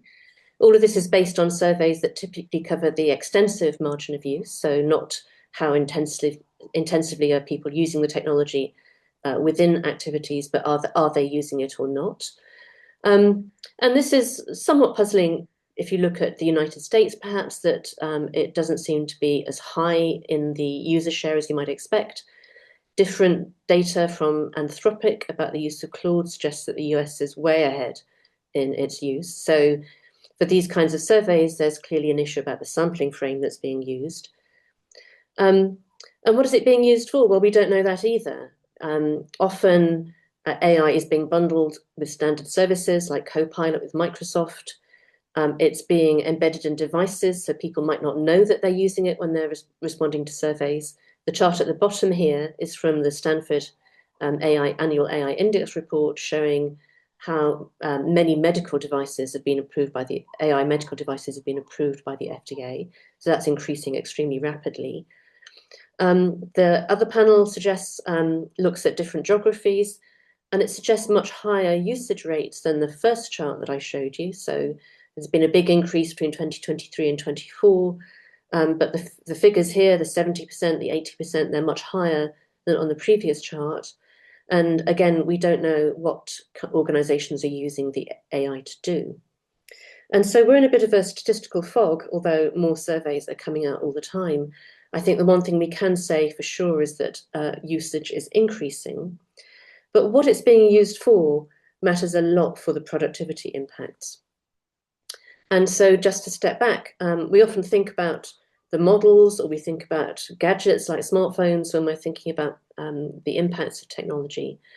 But it's process innovations that are the main drivers of productivity growth over time.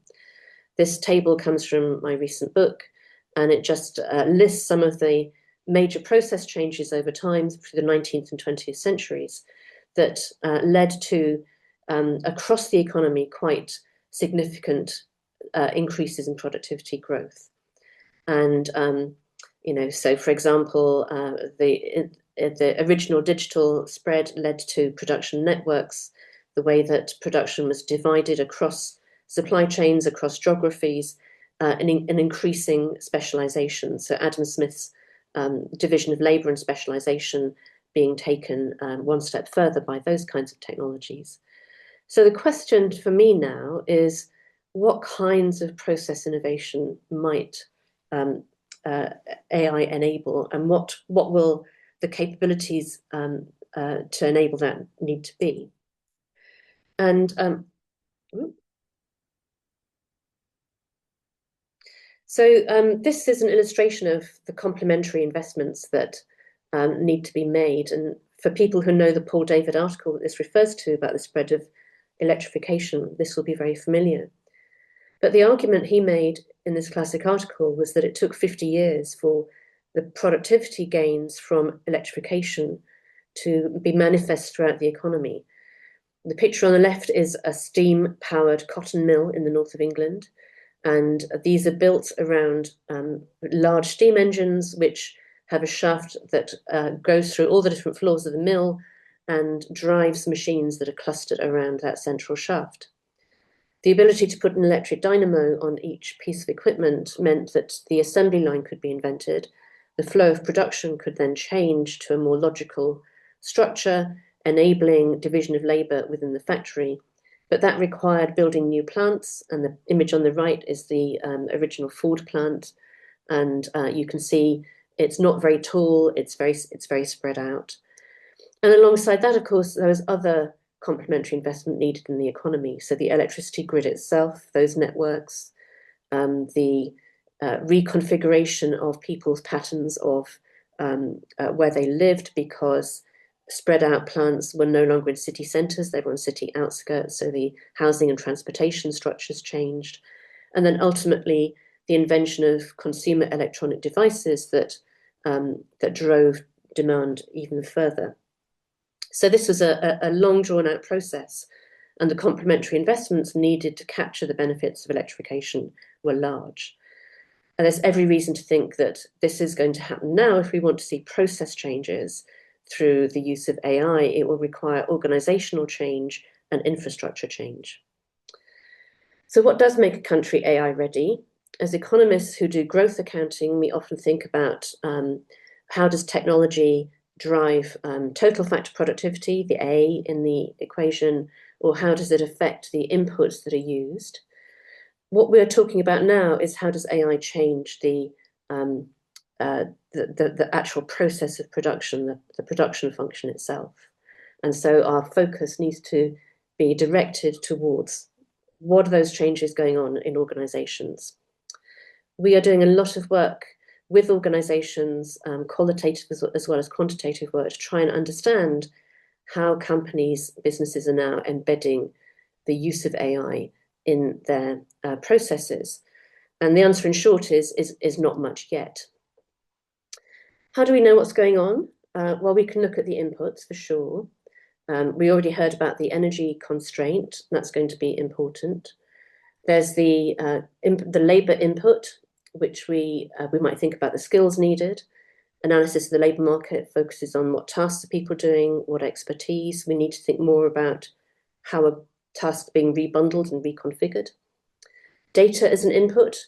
I think this is now a growing area of literature, but in terms of quantification, there's more work needed here to understand how much data is needed and how much value is it adding to production processes.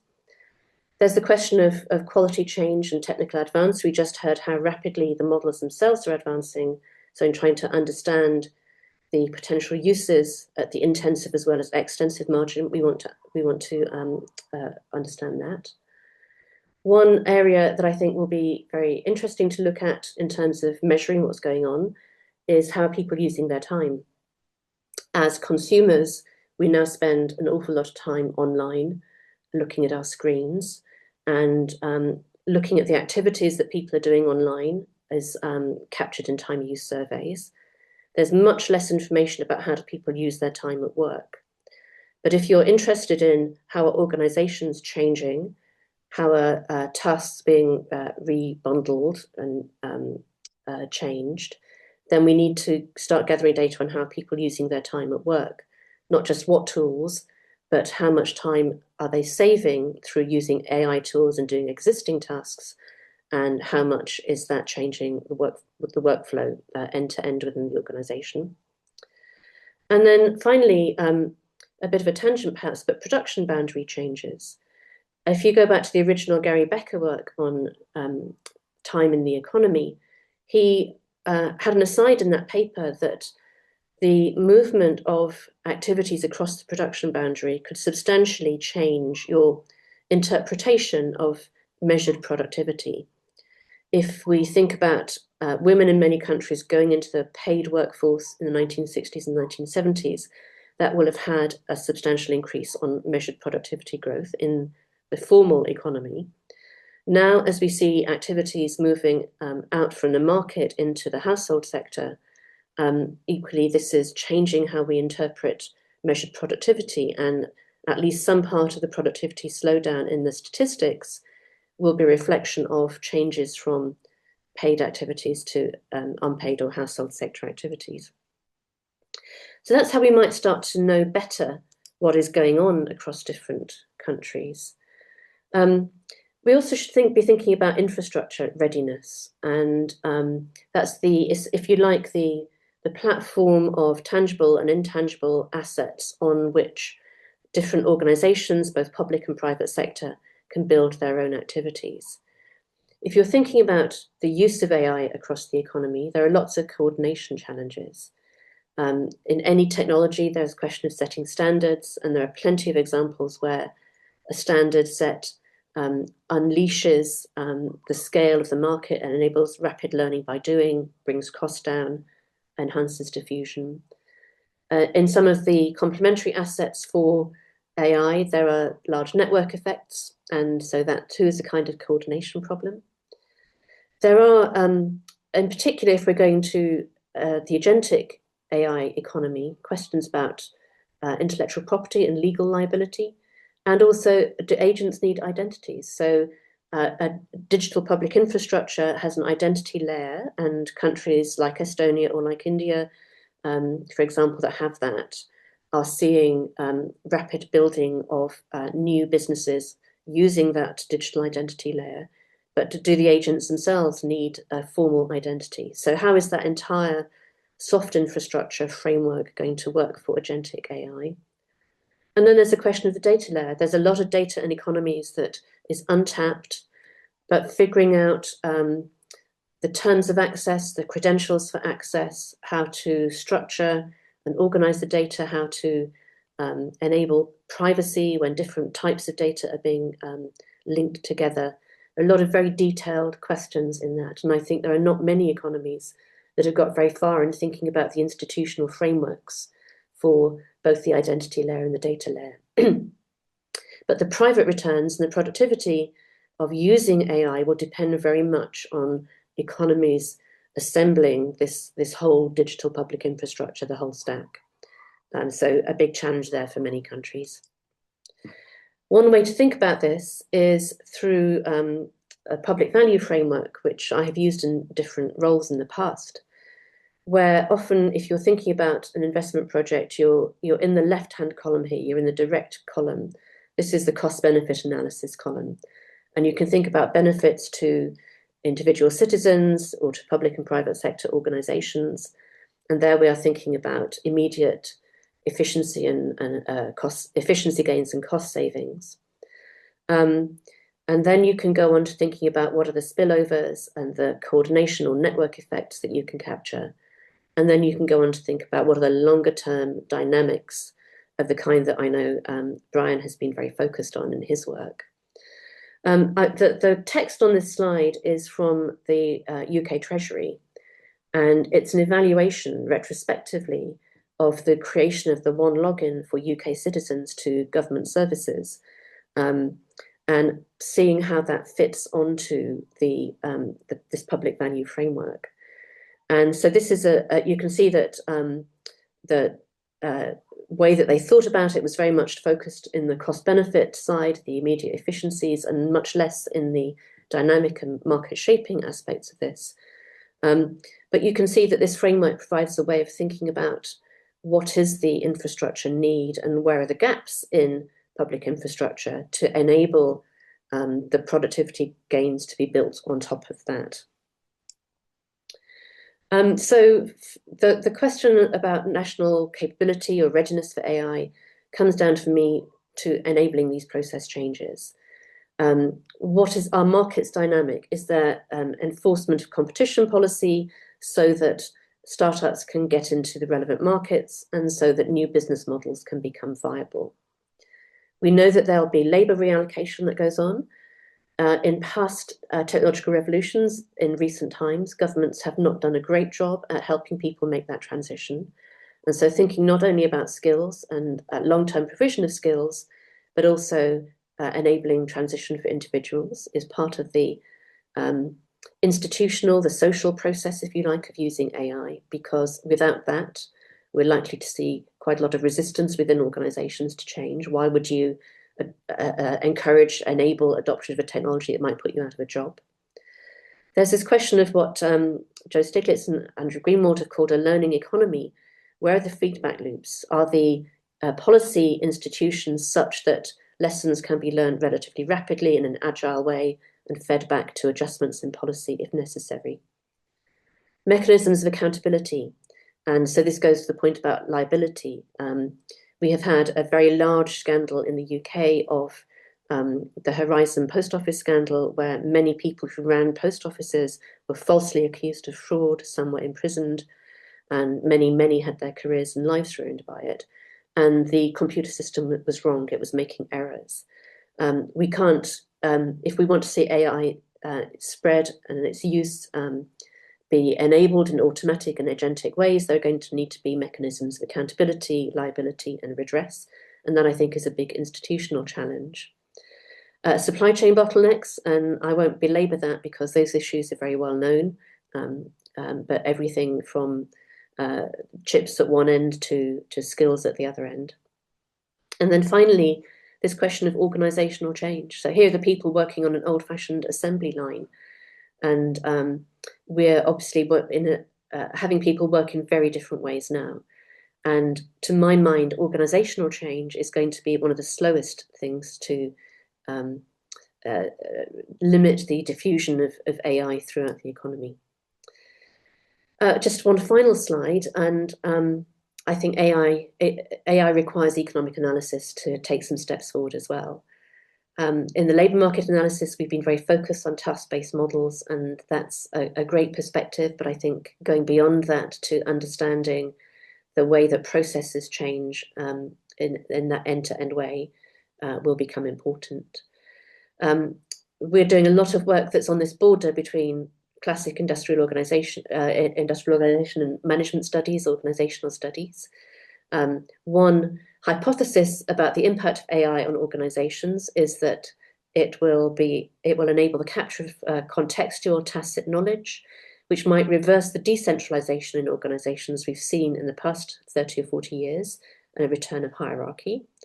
And there's a question about what does that devaluation of tacit knowledge mean for organizational structures, the way people work, income distribution, and so on.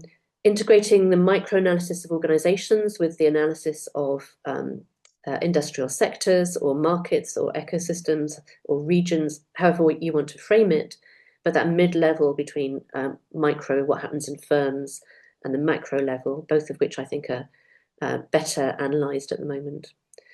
And then this question about vintages of capital. I've put here an image of Cambridge, where I'm sitting now. It refers, of course, to the two capitals controversy back in the day, where the idea that capital is fungible won out in the end. But when you're talking about periods of technical change, the embodiment in both physical and human capital means that different vintages have different quality and different affordances. And I think revisiting these vintage models will be really interesting.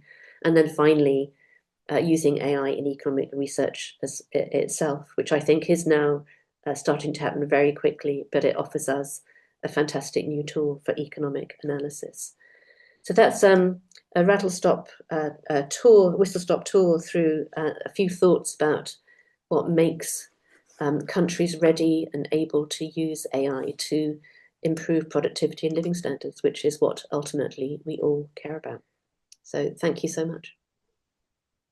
Well, thank you very much, Diane. So I apologize again for the pressing time, but I think you have managed to put together some of the thoughts, and we can think about recommendations. Basically, from what I learned from you, we need to have structural thinking of the possible factors, and you listed a bunch of factors as Brian Arthur would say that technology is about the efficient combination of those factors. And you particularly talk about that infrastructure matters a lot. But what's probably more important is that we need to have, inevitably, we need to have organizational change, and also important that we need to have a good measurement system, analysis system that to know how effective it is, and probably put all those together, we can have a clue of even with the uncertainty, how the countries can embrace the technology better. But even with that, I still have a couple of questions. I'm thinking about how Diane would recommend Europe or UK to do this. But I would think shallowly maybe that the dynamic demand, as Carlota mentioned, is important, and maybe that very aggressive government role could play a role. We can already see a couple of relatively successful models at this stage in US or China, a little bit better than some others, but I think probably those factors are a bit more important than others. I'm not sure about the answer. I'm just guessing here from what I learned, but thank you a lot. And if you can have very quickly answer this, it really appreciate. I know your time is pressing, and actually the next speaker also have to leave at 12 o'clock and sharp. But anyway, I would like to hear you. Maybe you can quickly respond a bit. I will let you go. I'll keep it very brief. I think this is why so many countries are now talking about industrial policy. It's a recognition that governments can shape their economies. And in fact, when there are technological revolutions, either acting or not acting will shape the future of their economy for a long time to come. And so all the more reason to think about it in a strategic way. And so many European governments are doing exactly that. Okay, thank you very much. So our last speaker will be Professor Avi Goldfarb from University of Toronto, and he is the Rotman Chair in AI and Healthcare and the Professor of Marketing of the university, and he is a leading scholar at the intersection of AI, economics, and business strategy. Today would like him to talk about both AI as technology and the business as a technology, how we should effectively combine them together. So that is a very important angle to answer the theme we would like to talk about today. So without further ado, Avi, the floor is yours.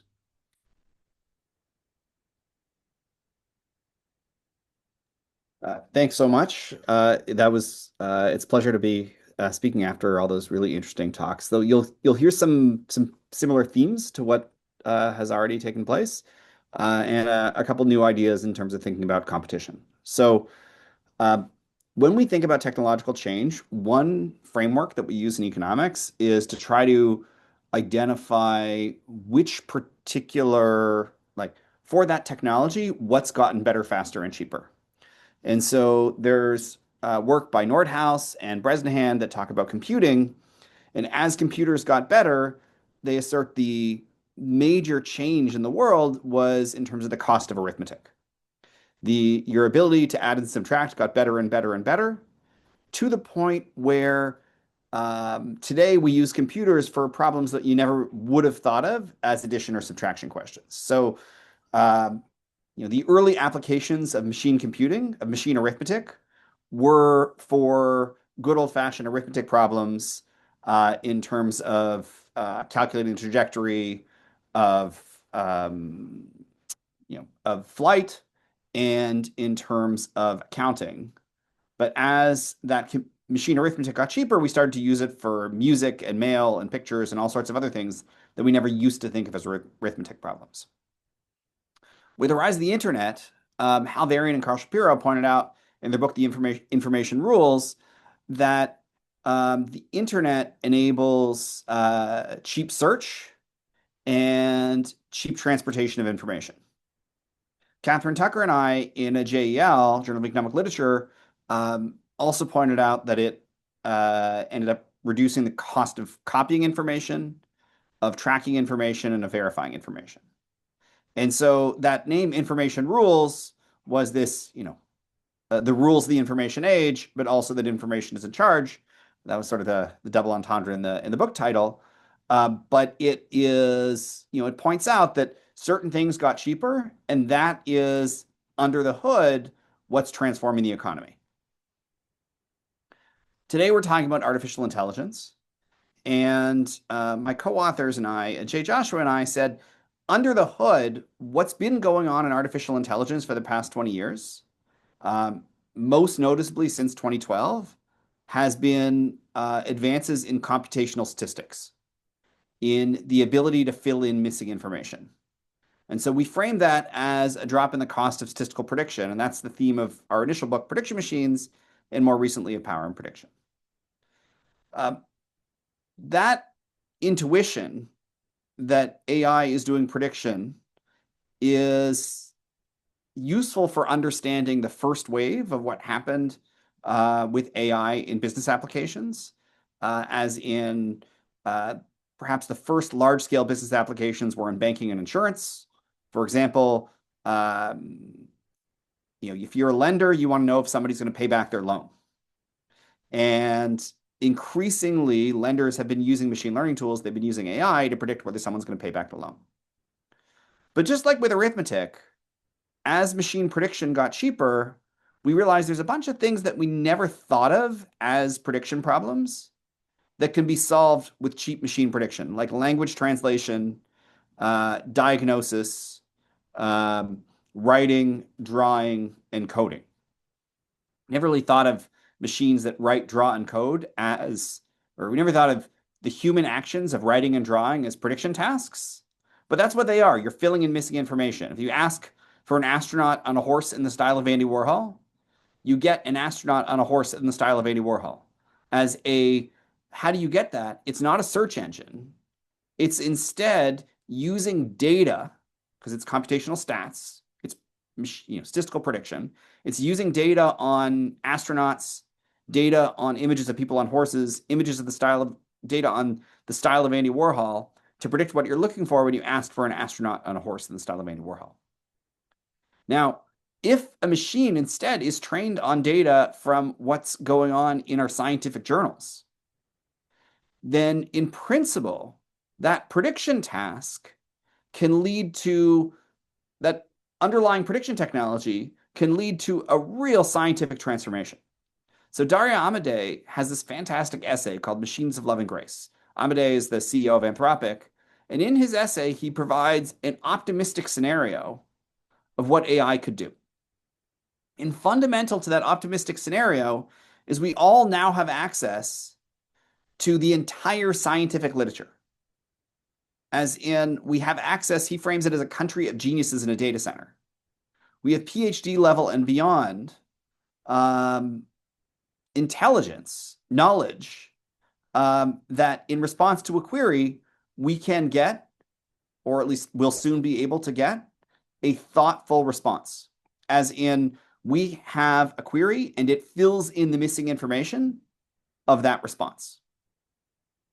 So given machines that can draw, write, code, and synthesize, and perhaps even create, by filling in missing information, extraordinary knowledge, it should be no surprise that lots of people are thinking about AI as potentially the next general purpose technology. And in many ways, the other speakers were all starting from the premise that AI, in many ways, is a general purpose technology.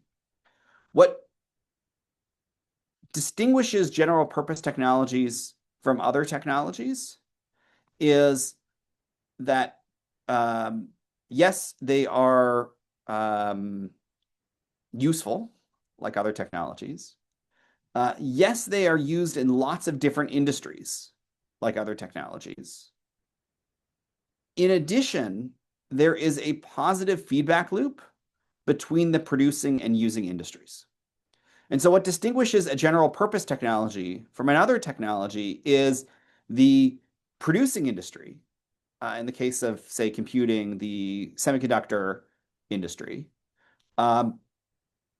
creates innovations that then lead to downstream innovations in peripherals and software and how to apply those, the co-invention required downstream that Diane Coyle referred to, that then in turn leads to further upstream innovation in in how chips are made and how computers operate, which then in turn leads to further downstream innovation. So in our standard growth model, like our 1950s Solow style growth model, in the long run, there's no growth. What Bresnahan and Trachtenberg pointed out, that one way to get growth, to get outsized growth from one technology, is that if that innovation leads to downstream innovation, which leads to upstream innovation. So you have this feedback loop that still in the long run there, until the next innovation comes along, there is no growth. But it means that each general purpose technology has an outsized impact on productivity relative to other technologies. Florenta Theodoridis and I have a paper that suggests that machine learning is likely to be the next general purpose technology, along with, or at least relatively likely to be the next general purpose technology, along with a series of other data science related tools. The real challenge in writing this paper is we realized that GPTs, general purpose technologies, can only be discovered, at least by the definition, after they've already widely diffused and the feedback loop has happened. And so if you want to rigorously figure out whether something's a general purpose technology, you have to wait 40 years. Okay, and that's frustrating. And so all we can do is look for these hints early on. And in our paper, we say relative to a set of other emerging technologies, AI or machine learning is likely to be a GPT. Now, I want to turn to a quick discussion of market power. And so the rest of this talk, I want to talk about, I'm an IO economist, and I want to talk about competition in AI. And the key thing is to recognize that for this feedback loop to get going, we need downstream innovators to trust enough that the upstream will keep innovating and won't price them out of the market. And we need the upstream to then feed into the downstream. So we need that feedback loop to happen. And I'm worried. Think Optum AI is our best chance to have a massive productivity improvement overall, and productivity determines our standard of living. So my worry is that we don't have enough AI. But I think it's still an open question whether we will see competition or whether today's largest tech companies will be able to extend their market power to emerging markets. And if that happens, the feedback loop may never get going. There's lots of good news. The good news, for example, is that we currently have competition. You heard earlier today about DeepSeek and Gemini, and we already know about OpenAI and others. There's a lot of different companies, some established and some new, some closed, some open. And then there's lots of other companies building specialized applications in driving and banking, financial services, graphic design, and healthcare. So there's really good news that we have lots of participants. There's also good news potentially on the cost structure of AI. So yes, there are fixed costs to setting up a model, but there's non-trivial marginal costs in terms of compute power and energy. And earlier, we heard discussions about how do we think about those demand for energy and the cost of energy. But if there's non-zero marginal costs, then many of our standard models can apply here, unlike the sort of platform-based software industry that we saw. And it's still an open question about how this is all going to play out, whether the fixed costs are that high that the positive marginal costs are still effectively zero or not. But there is good news that with positive marginal costs that may even be significant relative to fixed costs, that it's less likely to be a winner-take-all type market. There's good news on open models because we've seen open models mean that the laggards can be a few months behind the leaders, which then means sustainable market power will be pretty tricky. There's also good news once you remember that these are prediction machines, in the sense that while more data is better, there are decreasing returns to data in a statistical sense. Okay, so so if you think about textbook economies of scale, we get increasing returns. But data, we know that predictions improve in the square root of n. And so for any given use case, the marginal impact of a particular amount of data is decreasing in the amount of data you have. Now, there's going to be threshold points on which you need enough data to generate a new use case. But fundamentally, there are these decreasing returns to scale to data conditional on a use case. So it's not all good news. There are things to worry about as well. So probably the central thing to worry about maybe is what Sutton called endogenous sunk costs. When an industry begins, entry costs can be low. But as the market leaders compete, and the technology improves, it becomes harder and harder to catch up to the frontier. So the dynamics of competition can often, in technology markets, lead to a natural oligopoly. Typically not a monopoly, but a natural oligopoly where a new entrant is going to have to spend billions and billions and billions to catch up to the market leaders. Sutton, in his 1998 book, documented that this occurred in a lot of technology industries already. And there's reasons to worry that this same phenomenon might happen with AI, where we're seeing billions and billions and billions being spent. And it's an open question whether that's going to lead to sustainable competitive advantage for the few companies that get ahead, in a way that Sutton documented in airlines and for a long time in computer chips, etc. Now, secondly, while on the reasons to worry, while there are decreasing returns to scale for every use, new uses can be found. And Posner and Weil argued that such new uses can create this stepwise function in terms of minimum efficient scale that temporarily can create market power with each jump. Finally, to the extent that there's learning from feedback, then the feedback loop can push against the decreasing returns to scale in data. And so this is an argument that Google and Microsoft have been having about the advantage of Google search. And there's suggestive evidence, going both ways, but the story here is when the feedback loop is fast, the story is when the feedback loop is fast, you having more data gives you the ability to have even better predictions, which then in turn gives you the ability to have more data.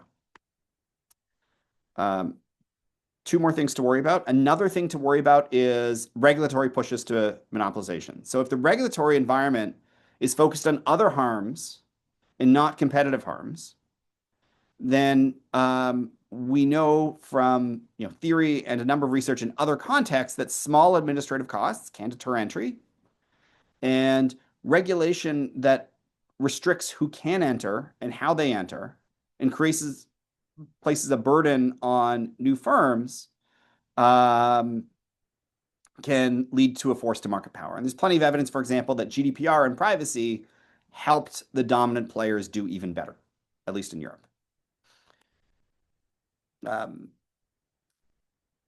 Now, last thing to worry about is tying. So AI is going to be a complement to many other information technologies. It already is, from office productivity software to cloud services to chips, et cetera, et cetera, et cetera.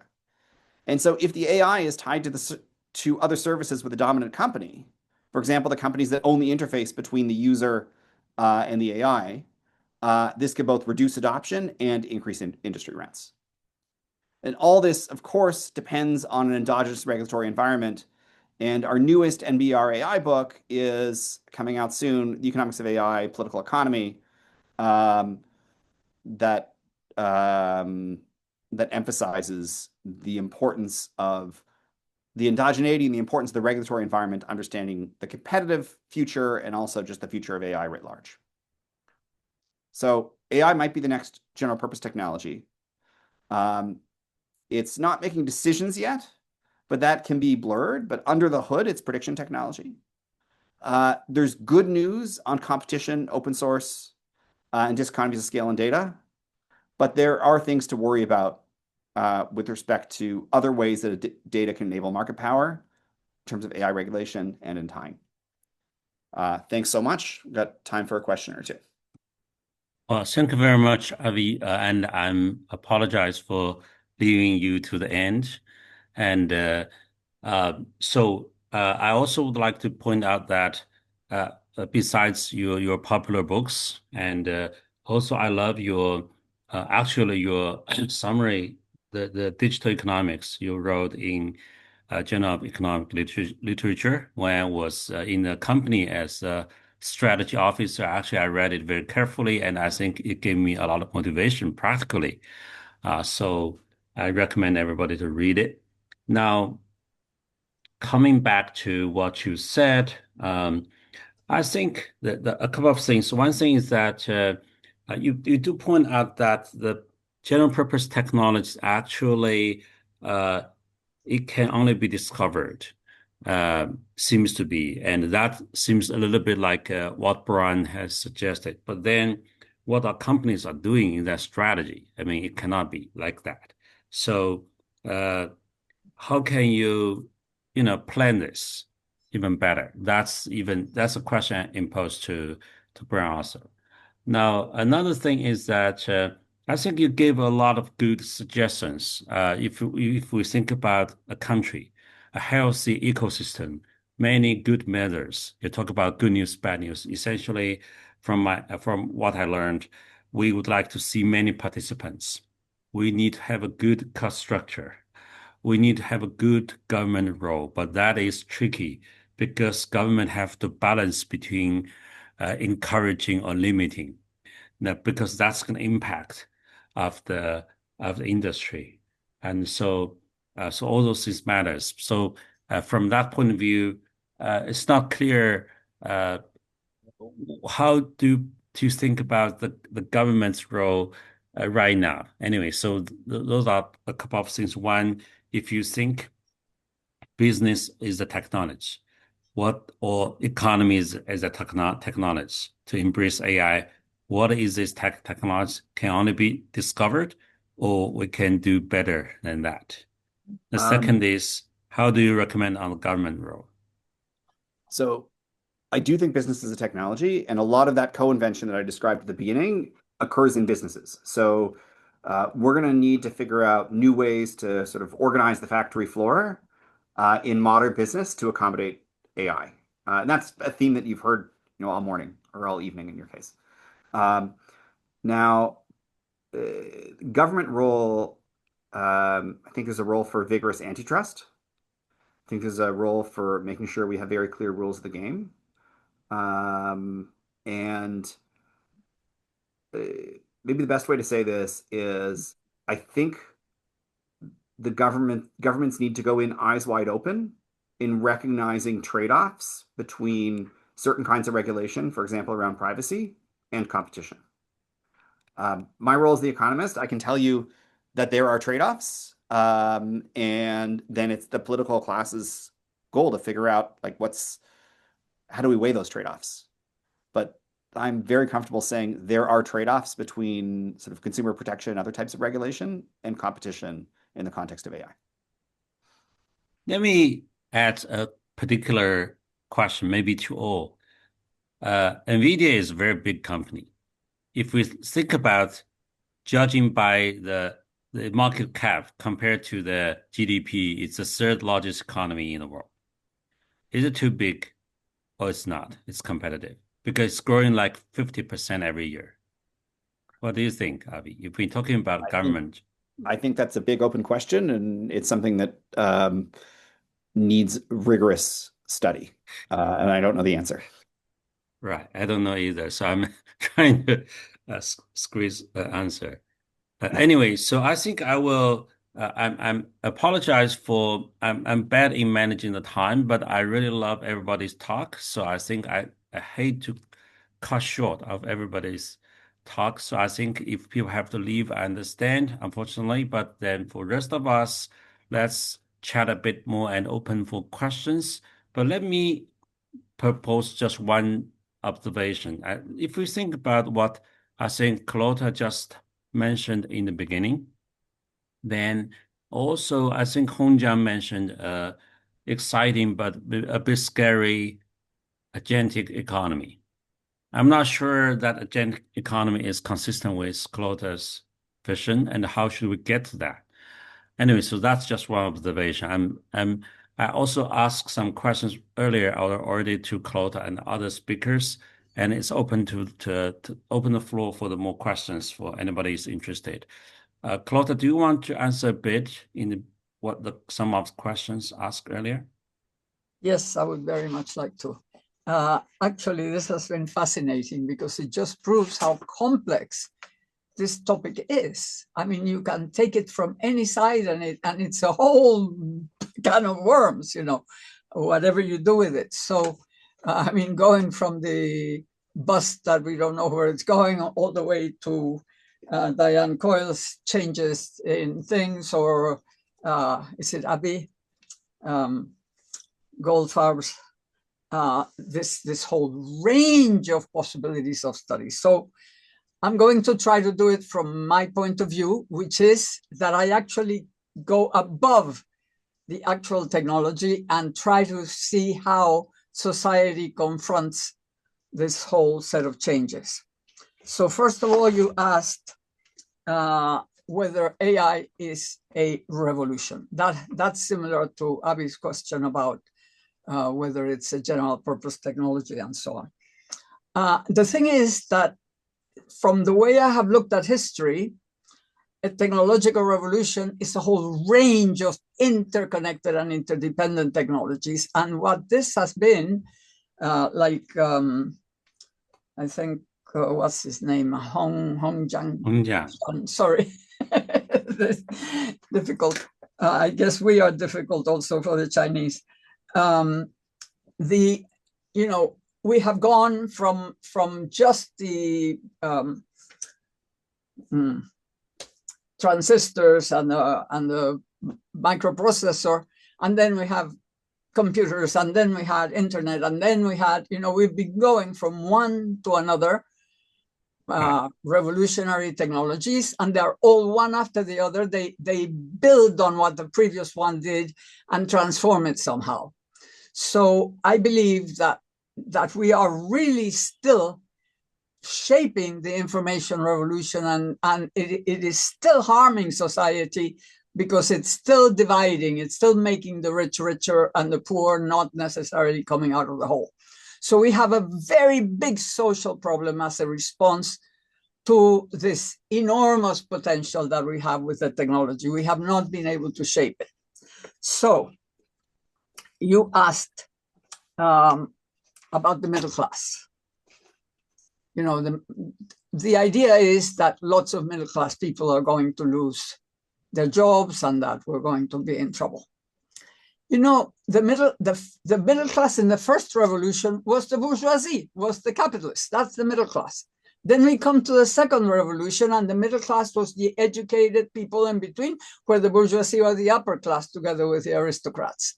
Then we get to the third revolution, and we have something called the worker aristocracy, which were the highly skilled workers in the heavy engineering industry, together with this enormous layer of white-collar workers in all these big organizations, which Weber explained, how you had these now big, precisely monopolies, because every technology has led, well, the second one didn't have size enough to make big monopolies, but the third and the fourth definitely created monopolies naturally, because that's the whole thing. And then you have oligopolies, and you have the government needing to see how serious it is for society to let those monopolies work. But they're the engines of growth. We needed the big companies. We needed the big automobile companies. I mean, society needs engines of growth, but they have to be sort of regulated, controlled, so that there is no exaggeration. So that's one important thing. But the other thing that's very important is that the middle class, as it moves up to the, say, the blue-collar workers in the mass production revolution, the middle class was the blue-collar workers. So we are like going up and then going down in society to get the middle class goes up and up and up from the bottom, right? The thing is that this middle class, these middle class jobs, these middle income jobs, when they went from the US and Europe to China and to the rest of what were then developing countries, became low income jobs. So it's not really in the nature of the job. It's in the nature of the social institutional structure that decides how many, you cut the number of days.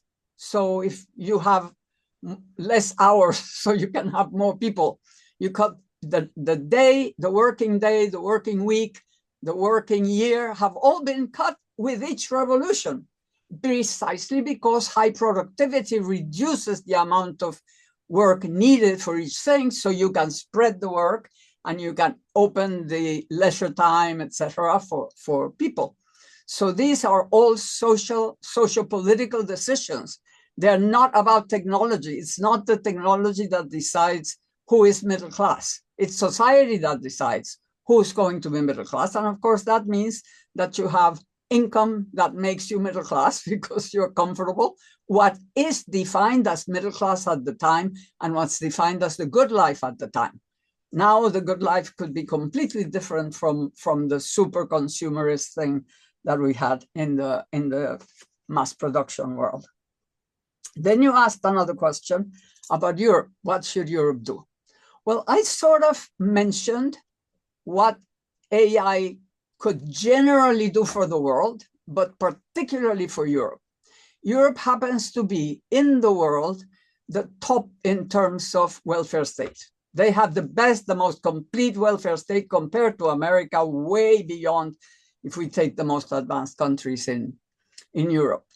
And society expects that people will be in, the good life is something that's very much expected in Europe, whereas in the US, there is much more of this, each person is responsible to what happens to them. There is this, it's a different culture.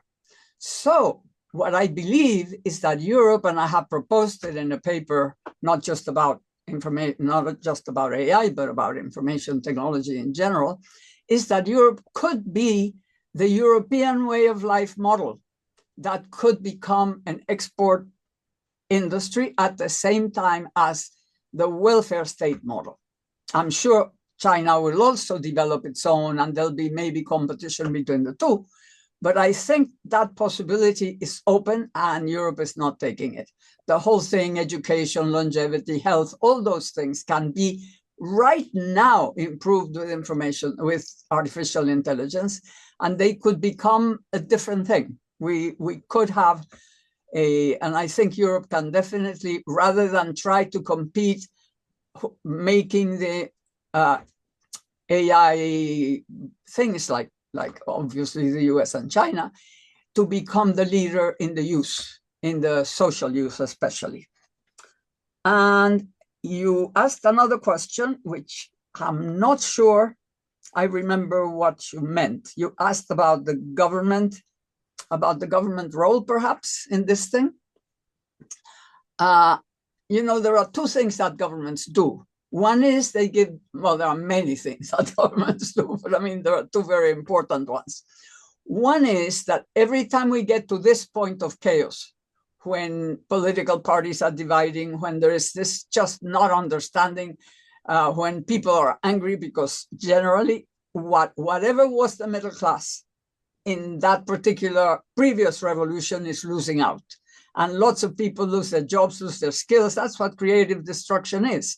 So you necessarily have this huge problem of lots of people who have lost their future. And then you have in front of that populist leaders who will offer to make America great again, or to regain control of our borders, or whatever. It's always about something in the past that people used to think they had, which was their future and the future of their children. They lose that.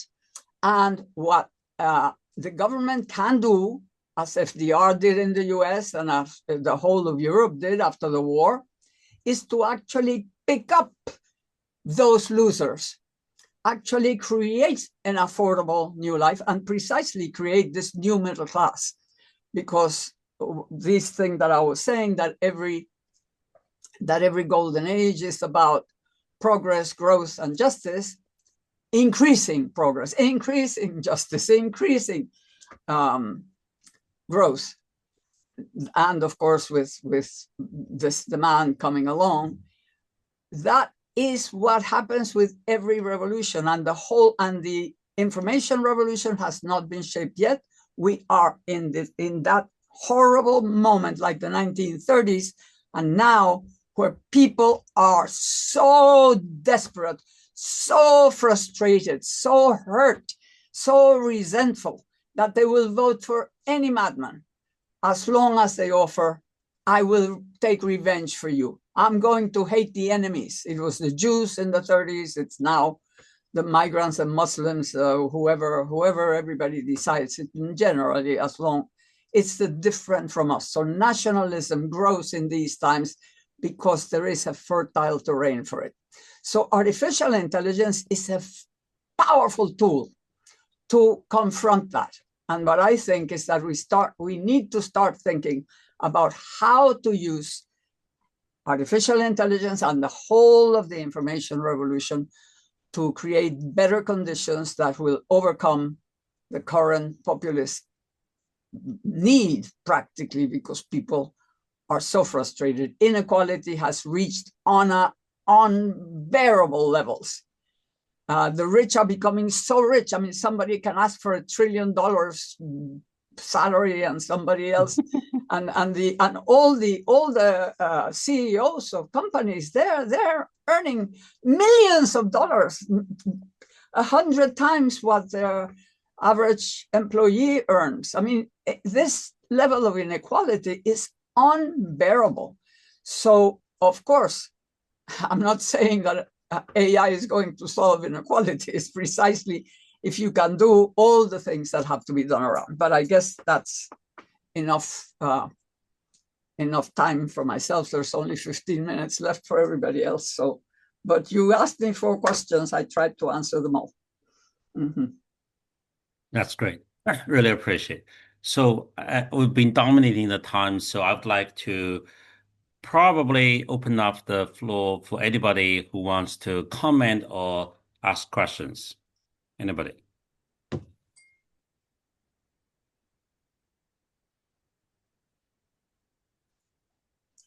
Oh, Naki. Yes, thank you very much. Well, let me first say this was really a brilliant marathon session. I really enjoyed it. All of the talks were really great, and I fully agree with Carlotta that you know, you look at this and complexity blows into your face. It's like a whole universe. So I don't want to take any time. I know it's very late. Let me just say that, you know, I think that Brian's metaphor or mystery tour is really appropriate, even though some of us might know where we are going, but collectively we definitely don't know. And one thing we did not discuss that I just wanted to raise as a question that troubles me a lot. Assuming that this is a true revolution, that we have a convergence of many systems together into a true revolution, and not just AI, but a whole cluster of systems, I was just wondering, you know, can we say anything about our role into the future that might be dominated with artificial agents?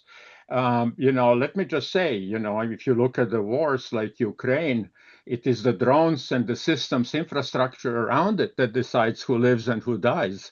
So, you know, it's even worse than just poverty, inequality.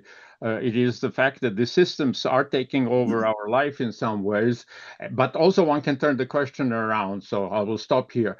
If you turn it around and think in the long term, if it's really true revolution, then the question might be also what will be our role in a society that might be dominated with artificial agents, and what will be the role of artificial agents in such a society. So I think this dual paradox for me, I think, is a real challenge that I'm trying to wrap my head around. So thanks for a great event. Anybody wants to answer? That's just very challenging question.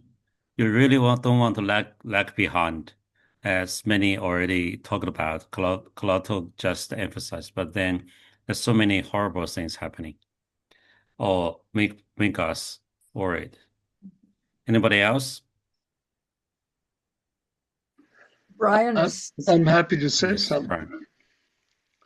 Yeah, actually, I think that Naki just posed what's the most important question. I thought all the talks, by the way, were excellent. And I particularly, well, I shouldn't say I enjoyed them all. And I thought we learned an awful lot about productivity and debated, is this a revolution or not? We doubling times, exponential growth, etc., etc. But I think the biggest question, and this is what Naki is putting his finger on, the biggest question isn't, what will happen process technology or what will happen general purpose technologies. The huge question is what will happen us? What will happen us as human beings? We simply don't know. But that doesn't mean the world we're moving into we don't know about. But I think there's plenty of precedents for that. We're roughly, if you want yet another analogy, where are we? Are we in the 1930s and so on? I think we're in 2020, March, where COVID struck us, and we didn't know what the hell was going on in March 2020. That's in the US, maybe slightly differently elsewhere. We didn't know how things would work. We didn't know how lethal it was going to be. We didn't know what to do. We didn't think we'd get vaccines very fast. And there were multiple factions, do this, do that. China had a totally different approach. Sweden had a different approach. And it doesn't, my main point I want to make very quickly is it doesn't mean you can do nothing. What you can do is think, what if this, what if that? There's a wealth. I'm not an admirer, by the way, of science fiction.